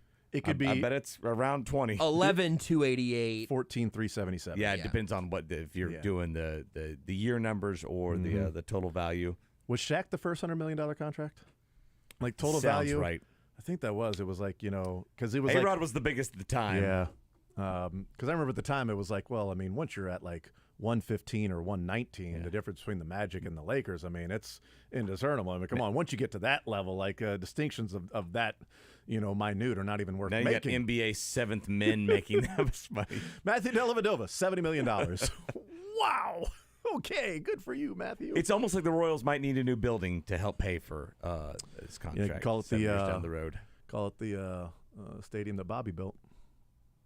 Hope so. You only do that when good things happen there. Well, you got Lugo and Waka. They spent money in the off-season. We didn't call it the stadium that Mike Sweeney built, around the turn of the century. The stadium, we didn't call it that. The stadium Sweeney renovated? We did not call it that. Here's some numbers for you real quick, Mick. The seats that Sweeney added. Since you're such a big numbers guy and you were asking, Mick, I'll go ahead and give you the answer. So as I read earlier from David Lesky, $288.8 million is the 14th largest contract in baseball history. But looking at total value of deals on CBSSports.com here, there are 3 contracts tied for 9th. Giancarlo Stanton, Corey Seager, and Yamamoto. Those are all at $325 million. So those, not top 10 anymore for A-Rod, but it must be somewhere where he would have gotten jumped there, where Witt's at, so I say 14. So that A-Rod deal's probably closer to 20, though, right? Are they doing total value of contract? Yeah, that's my total value. Yeah. So it's going to be below Bobby. It'll be below Bobby at 288. So that I'm guessing that puts A-Rod somewhere, close certainly to 20, south right? of 15, but maybe around 20 still. I'll see if I can find more rankings. I know you love rankings and numbers. Yeah. Those ones I can understand. If it has the word millions after it or even a dollar sign before, Mick understands. You understand those. Good for you. Like I'm a big fan of top 25. So anything top 25, right? I love the college basketball polls and all that stuff. Yeah. There's real pressure now. Like there's pressure with this Royals team to go and perform. And not just, this is fun. Look at these young guys. I mean, look at the young guys as past. Well, as we've talked about, they've given themselves. There's a lot more room to get better, right? Yeah. There's a lot of. There's really only one way they can go. You also don't want. I mean, look. Bobby Witt's a stud, and we saw that this year. And I don't think you luck into those numbers. Right? You're just unbelievable. What you would fear is that Bobby Witt goes out every single game and tries to justify the new contract. And then all of a sudden he's batting .057 at the end of April, and you're like, what are they doing? Let's take a break, Dylan. Can we take a break? I don't like this. No, I'm just saying. Or maybe he plays like he's getting $2 million this year. That's what you want, right? Exactly. Like, I got to fight. I'm humble and hungry. I'm broke and hungry. I'm only making $2 million. Are you kidding me? Can't even gas up my car with that type of money, huh? I get 8 miles to the gallon in that bad boy. I mean, you obviously don't want him to go out there and feel like every single day he's got to go and try to re-earn the contract and re-earn the contract. But he also was a guy that's going to go up to the plate knowing that he's now the centerpiece of the organization. That it's one thing to draft him and have him come up and be like, oh, this guy's really good. To hear some of the frustrations that were going on of, well, maybe Bobby Witt isn't as good as people thought. And then to see him grow into that player this year, that was just a phenomenal story around baseball. And now to get this contract, the organization and the future of that built around you. The Royals won a World Series being built around a number of different guys, with sort of the personality leader being Hosmer and the talent of Kane and sort of the young moxie of some of the guys and sort of the red ass of Moustakas and this belief of, you guys aren't better than we are. You know, we've won, you know, every time we go out there and play, we've won our whole lives. That's not going to be this group of players that are all coming up together and sort of viewed almost on equal footing to a degree. It's Bobby Witt. He's the one with the big contract. It's Bobby Witt. Other guys participating and coming along, and maybe they get contracts too. Maybe Vinny P gets taken care of. We'll see what Garcia does. You know, Massey just throwing names out there. Other, you know, draft picks coming along the way. It is going to be. There's no debating of if this team goes, how far they go. Wins and losses are going to be Bobby Witt's play. He can still be stellar, amazing, win an MVP, and they not make the postseason. See Los Angeles Angels of Anaheim with Mike Trout. But the one thing you don't want to look at is, well, this team didn't make the postseason, and boy, they had so many good pieces around Bobby Witt. It just for whatever reason, this season it didn't come together. But for now, at this point, on February 5th of 2024, I'm pumped. I'm stoked, and I'm really excited about what. I mean, it's just what the Seth Lugo, Michael Waka, Will Smith, the Cole Reagans trade. We talked to Adam Frazier last week, a recent one, and you know. No, this is they've spent money this year. They've spent a lot of money. What was it? It's like $35 million before this. They'd spent on contracts. We thought that was a big number for the Royals, and tack on this puppy. Yeah, it's awesome. It's a different deal though, right? Because those teams of 14 and 15 were. I mean, they were playing together, that core, in 2010 in A-ball, right? They came up together. They were identified together. And they were all under team control. Come up, these pieces have come up at different times, come from different organizations. And, I mean, we shouldn't be comparing those two at this point because they won, 56 games last year? 58, something like that? Yeah. It's different, though. It's going to be different. They're not trying to go by that script and that game plan and say, well, let's just do it again the same way that way. You know, we had these guys come along, they all had service time, and we sort of built around that, and we paid the service time, we paid the arbitration, all of that stuff, and then, you know, they walked. Let's just do that again because it worked then. And that's not the way that this group is approaching it. That's the way Dayton Moore approached it. It's not the way this group is approaching it. And this group is approaching it, and J.J. Piccolo and John Sherman of saying, this guy's a stud. This guy's a young player. For whatever reason, we made sure that he came up and played in the first 2 weeks of the season, so he took an entire year of service time away instead of having, you know, essentially 6 years and 5/8. You have just 6 years with Bobby Witt Jr., but still to be able to sign him long-term and saying, this is the investment, this is the guy we're going after and getting. And I do wonder, like the other guys on this team, like Vinny Pasquantino talked about, like, no, there's pressure. Like, I'm pumped now, attacking every day because we're looking at the Central. We want to go and win the Central. We want to, okay, that's great. To have that mindset, to go out and do that. There's real optimism. There's going to be real enjoyment around the Royals at the beginning of the season and expectations of how good this team can be because of what the front office has done. Now we have to see if they made the right decisions in what they've done. I have expectations for dramatic improvement, but I'm not sure dramatic improvement gets you to a good baseball team. I mean, dramatic improvement would be 70 wins, right? What do you expect now with all these moves, like Bobby, you know, well, I think locked in for a long time. Even like before this contract, because this contract doesn't change. Like, they didn't go out and pay a new player, right, and bring him in. My expectation this year is for them in August to still have a chance to make the playoffs. In August, from there yet. But it's in August. They could finish 10 games out of the wild card, and like, well, you're 4 games out in August, and are you going to make it? Well, you got 3 teams ahead of you, and you're 4 games, and you got to pass all 3 of these teams. Like, there's a chance you're still watching, paying attention. Yeah. And the Central being, what the Central is. I don't know that they'll be, sitting August and say you got a chance to win the Central. There for the taking. Yeah, but that's my vulnerable every year. That's my expectation of what I would like to see this year. And I'm not saying, well, mid-September you're fighting, but August, when preseason games are here, are we still watching the Royals and going and a little scoreboard watching for a chance at a wild card? Are they getting a taste? What does that take, though? Does that take a near 500 record to get to that point? Well, and also, I'll look at it. I mean, but are they getting? You don't have to be. Yeah. Over 500. Be in the hunt when the Chiefs are in St. Joe. It's a lot easier to be in the hunt in Major League Baseball these days. Yep. 14 teams. Mm-hmm. 14 teams. Almost half of the league makes the playoffs.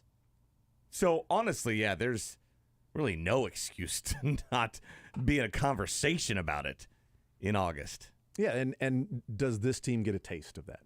Do they get a taste in August, after the All-Star break, in August, do they get a taste of, we got to go out there and perform because we're still in it. Like, we still have a chance to make the playoffs, not, hey, guys, I don't want to get sent back down. So I'm going in performing because I want to stay up. I'm going in performing because, my number's up I'm looking at my numbers on the scoreboard and, if I'm going to do this in free agency or if I'm going to, be given an opportunity at spring training next year, no, it's whatever your numbers are, the number on the bottom of that scoreboard with the 1, 2, 3, 4, 5, 6, 7, 8, 9, and those numbers below that are the ones that matter now, and that is the runs scored in that game. And look, they got guys on the mound. If Cole Reagans can continue what he was doing, Brady Singer, we'll find out if a lot of that was the year is he going to have? What kind of Brady Singer year? Are we no World Baseball Classic. So if part of the theory was there's that no World red Baseball, herring. Hey, everybody, look over here! Look over here! Ha! Gotcha. That's not there anymore. And you went and spent money on Lugo and Waka, and you've got guys that you feel like offensively can go and score some runs. We'll just save time and say Jason over on all the ZOUs. Yeah, I'm going to end up paying lunch again. Oh, again? When was the last time? I'm going to end up paying lunch Is there a again. statute of limitations on those? Oh, that's a good question. Are you just trying to wait out the clock? Yeah, I think so. Is that right? Yeah, I don't know. I think we talked about this. All I know tase you. is that you owe 2 lunches. I do. And I have lunch every day. So every day you do. You never missed a lunch. Plenty of opportunity for you. Never. Yeah. Never missed a lunch. Every single day you're out there just eating some lunch. Big fan of eating. Good. Good for you. All right, we'll take a timeout. We'll come back. Learned funniest best coming up on the other side of the break. More Zone next.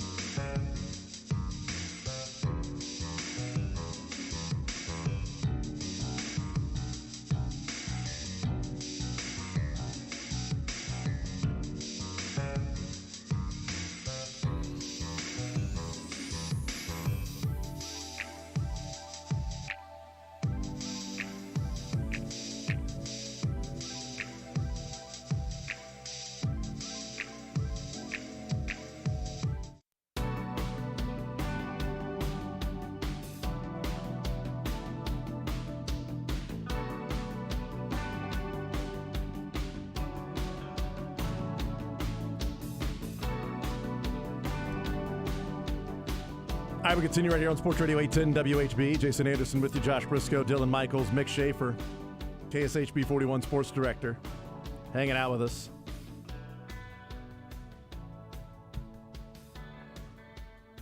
In an elevator, apparently. I like Who's this that? song. These are all royalty-free. They're just Are bangers. they? just happen to be royalty-free bangers. Since when do you guys play those? Since when do you guys play by the rules? Since I was asked to be in charge of the music. Like, you know what? Let's get us not since sued.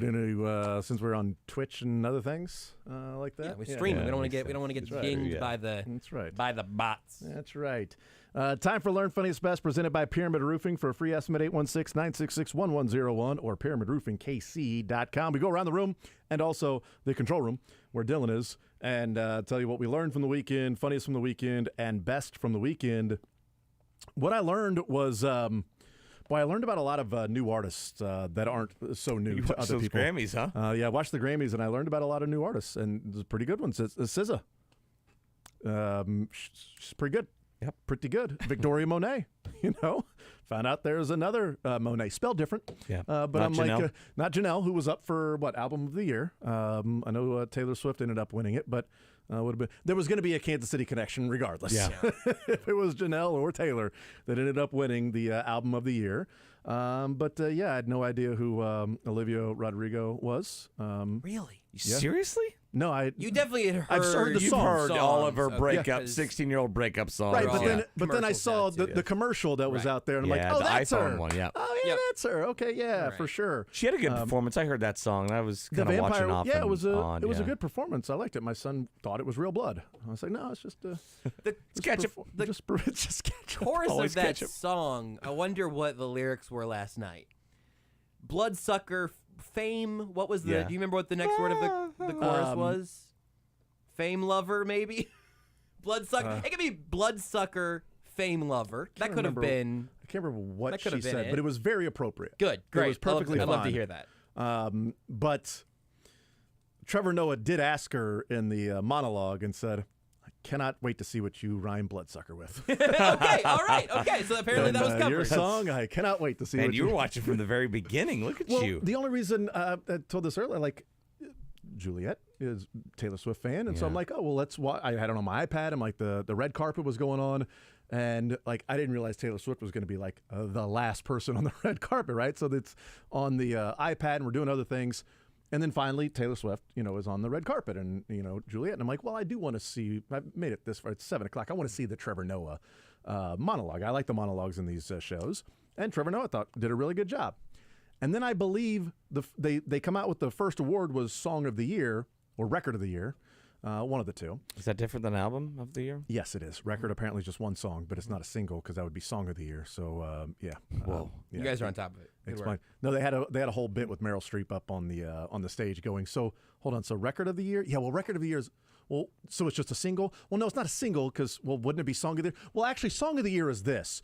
Well, what's the difference That is between a record and an confusing. album? Well, see, an album is this, but the record is like Song of the Year. Well, Song of the Year is really just for the songwriters. Like, oh my God. So I'm they did Meryl Streep. they Mick, had- right. Same initials. Yeah, Mick they Schaefer. had a whole bit up Same there age. on stage with Same that. So I'm age. with you. Same number of awards. So I'm like, oh, well, let's watch this because Taylor Swift is up for this award. Miley Cyrus ended up winning it. But then I think right after that was the Luke Combs performance with Tracy Chapman. That And was so- amazing. And so I'm like, oh, well, now we're in for this. So you didn't know who either one of them were? Or? Luke Combs and Tracy Chapman? I Yeah. knew. No, I'm talking about SZA. Okay. And I heard you earlier talking about that. I didn't no, know that if was that was a awesome. bit. Okay. No, But that- you knew we were that joking, both had yeah. sang those songs. Okay. Yeah, good. that was a bit of me going, I can't believe Tracy Chapman went and redid this Luke Combs song. I mean, this is really cool. Luke Combs wrote it a long time ago, but this Tracy Chapman, boy, what a pretty good performer she is to recreate Luke Combs' old Well, song. It's really she cool. must be his guitarist because she had the guitar the whole time. That's right. And I like how they sort of did it. I've listened to the song, didn't know it was a duet, but I like how they changed it up just for that. That's really cool. Is that the Luke Combs version? So He it's gonna didn't be a change new- much. It's gonna be no. he Remember didn't when change anything. Weezer redid Africa by Toto and it sounded the exact same, similar deal with Fast Car? Because Tracy has a very low voice, Yeah. right? And might be even lower think it's probably- than his. So yeah, he didn't even is a little countryed up, but he never like the pacing of it and everything didn't change Is it, up anything. And it's sang from a female's perspective. He sang it from Yeah. a female's perspective. Is it more of an homage to, like you said, it was his favorite song and like his hero and everything growing up? They did a story before they performed of what it meant to Luke Combs to be able to sing that song.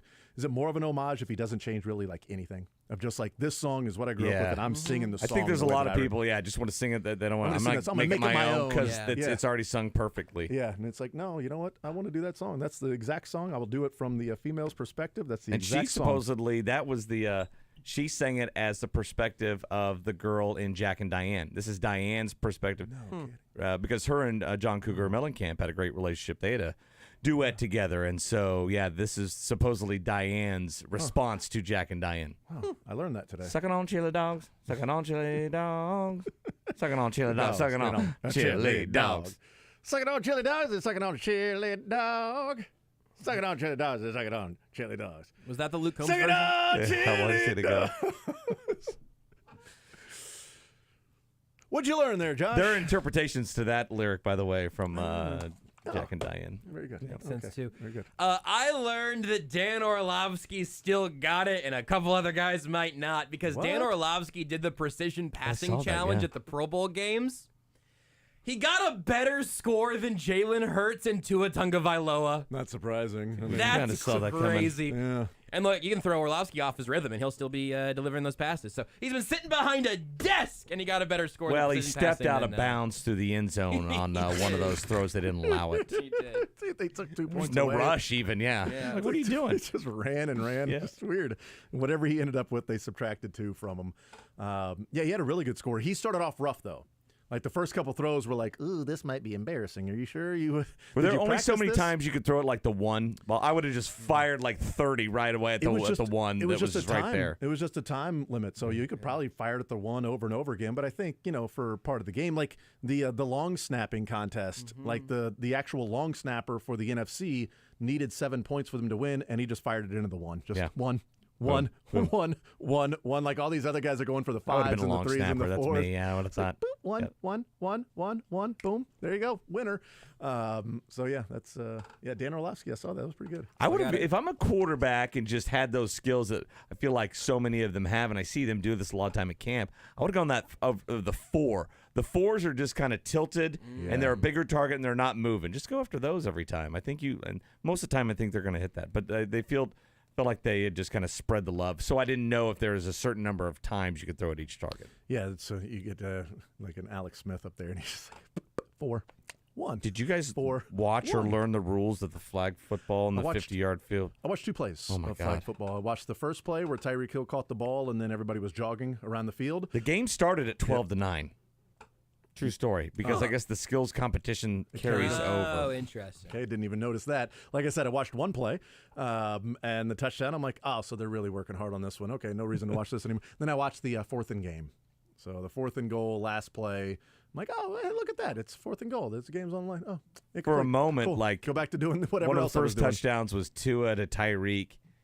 And he scored so quickly. I'm like, God, he is so fast. He's really. And then I was like, it's a 50-yard field. It's a 50 because Tua's almost throwing out of his own end zone there. Well, we were out to eat with family, and so I was watching on like the TV screen that was a distance away from us, but it as I'm looking up, like I see guys like jogging, and I'm like, did he drop the ball or is he just jogging because that's what they were doing? They're in the Pro Bowl. I That's why. Couldn't even they're jogging because they're in the Pro Bowl. Like they took the pads off because they had guys not working hard. Now it's flag football and they're still out there just jogging. Whatever. What'd you learn, Mick?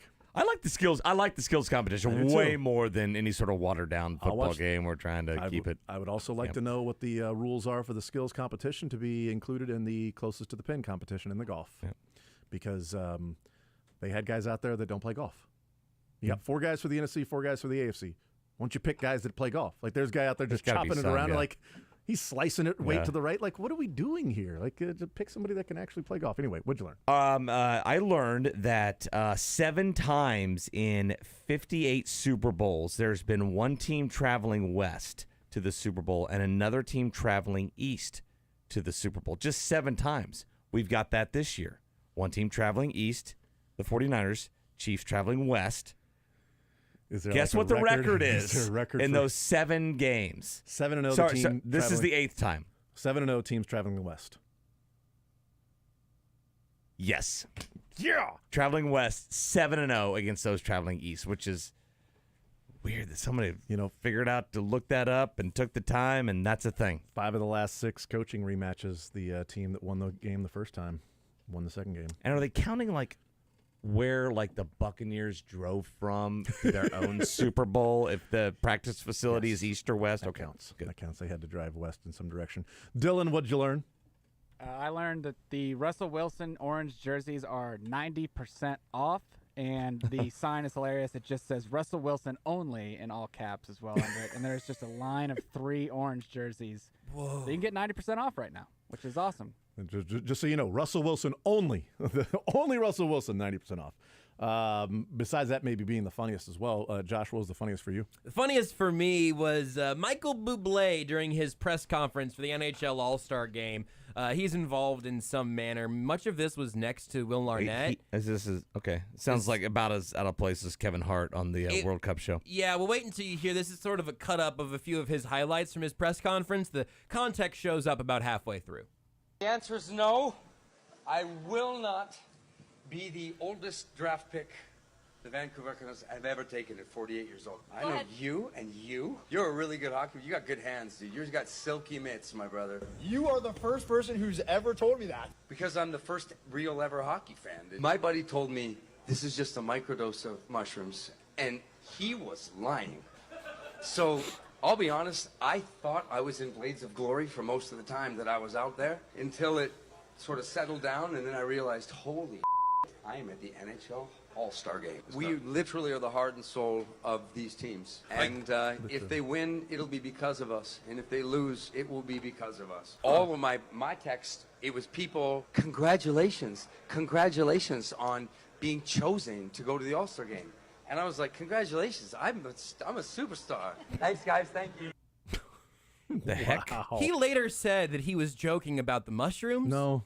I watched that video several times, and you look at his eyes. That didn't seem like a man who was lying about it. So surprisingly we had large the dose of NHL mushrooms. All-Star Game was this weekend, and I'm in sports. Yep. And I just found that out. Yep. Okay. Did they play it this weekend?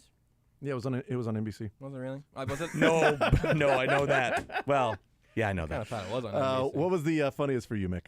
Funniest for me was at the Chiefs' arrival, and I imagine they stayed for the 49ers' arrival in Las Vegas. There were a flock of Elvises, a gaggle of Elvi, a murder, cover, a brood of Elvi.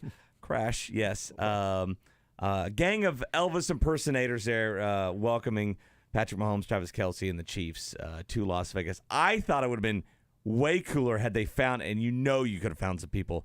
What's Vegas known for? People getting married like that. Just get 2 people in a chapel getting married as the Chiefs are getting on the plane. That would have been funnier. That would have been awesome. Maybe Kelce and Taylor. Maybe. Would have played right into it. Dylan, funniest for you? I found out, pardon my take, what the definition of eating a W was and where it originated from Jameis Winston. How long have you been eating dubs? I've been eating W's, since the beginning. It started a long, long time ago, and that's because my last name is W, and the first 4 letters of my last name spells out wins. Yep. Going to fact check me. It's probably right on Wikipedia. I'll be damned. But I've been.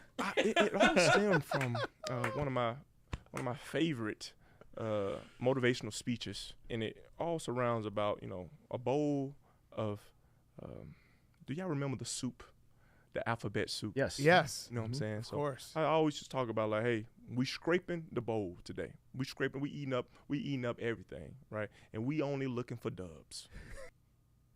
There you go.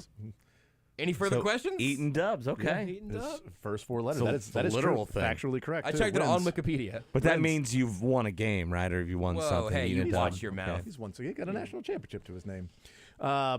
My No, what does the term mean? I'm I see serious. what It you're saying. means getting a win, eating a dub. Does that mean getting a win? You're going out there to eat that dub. You're today. hungry Yeah. for a win. Yeah, You gotta exactly. eat a cool. dub. Gotcha. My funniest came from the Maryland and Iowa basketball game yesterday, the women's basketball game. Gus Johnson on the call. Yeah. Take a listen to a great Gus Johnson basketball call yesterday. Nice look inside, great position. No call on the play as Brianna Alexander had her blocked. Her shot blocked, excuse me. Oh, no, Gus. He was right the first time, by the way. He was she right. had her bleep blocked. That's I don't pretty think he good. misspoke. I think he was just comfortable. I think he was just comfortable, and she had her blocked. Nice look inside, great position. No call on the play as Brianna Alexander had her blocked. Her shot blocked, excuse me. Is that why Gus Johnson's kind of gone away? We don't really hear much of him. No, we need more of them though. More of that. All right, we go to the best. Best for you, Mick. Best for me was the World Cup show, and that Yeah. I mean, you're getting 6 matches here and a quarterfinal match, and really there are only going to be 3 bigger matches played after the match here in Kansas City. There's going to be 4 matches, but one's going to be a consolation. I know third place match, bronze medal match is something, but. I mean, at least in Kansas City's quarterfinal match, you'll have 2 teams still alive for the title. That's just amazing. That's awesome. That was going to be my best. But best for you, Dylan? Best for me is the halftime show for the Nickelodeon broadcast will be Sweet Victory by SpongeBob and Patrick. Just Nice. pretty big layup, but they obviously made it, so good for them. Awesome. My backup best was the Washington Commanders tweeted out a picture of Cliff Kingsbury when they announced the hiring, and they put an experienced play caller. Yep. Cliff Kingsbury is our new offensive coordinator. Very excited about that one in Washington. We He's have an called experienced plays play caller. before. Yeah. Was that a shot at Eric Bieniemy, by the way? So it's like most high school coaches around here. They are experienced play callers. Play caller. Yeah. Josh, best for you? One day belated happy birthday to Rusty Kuntz, who turned 69 yesterday. Gonna be a big year. Nice. End of comment. End of segment. Happy birthday, Rusty.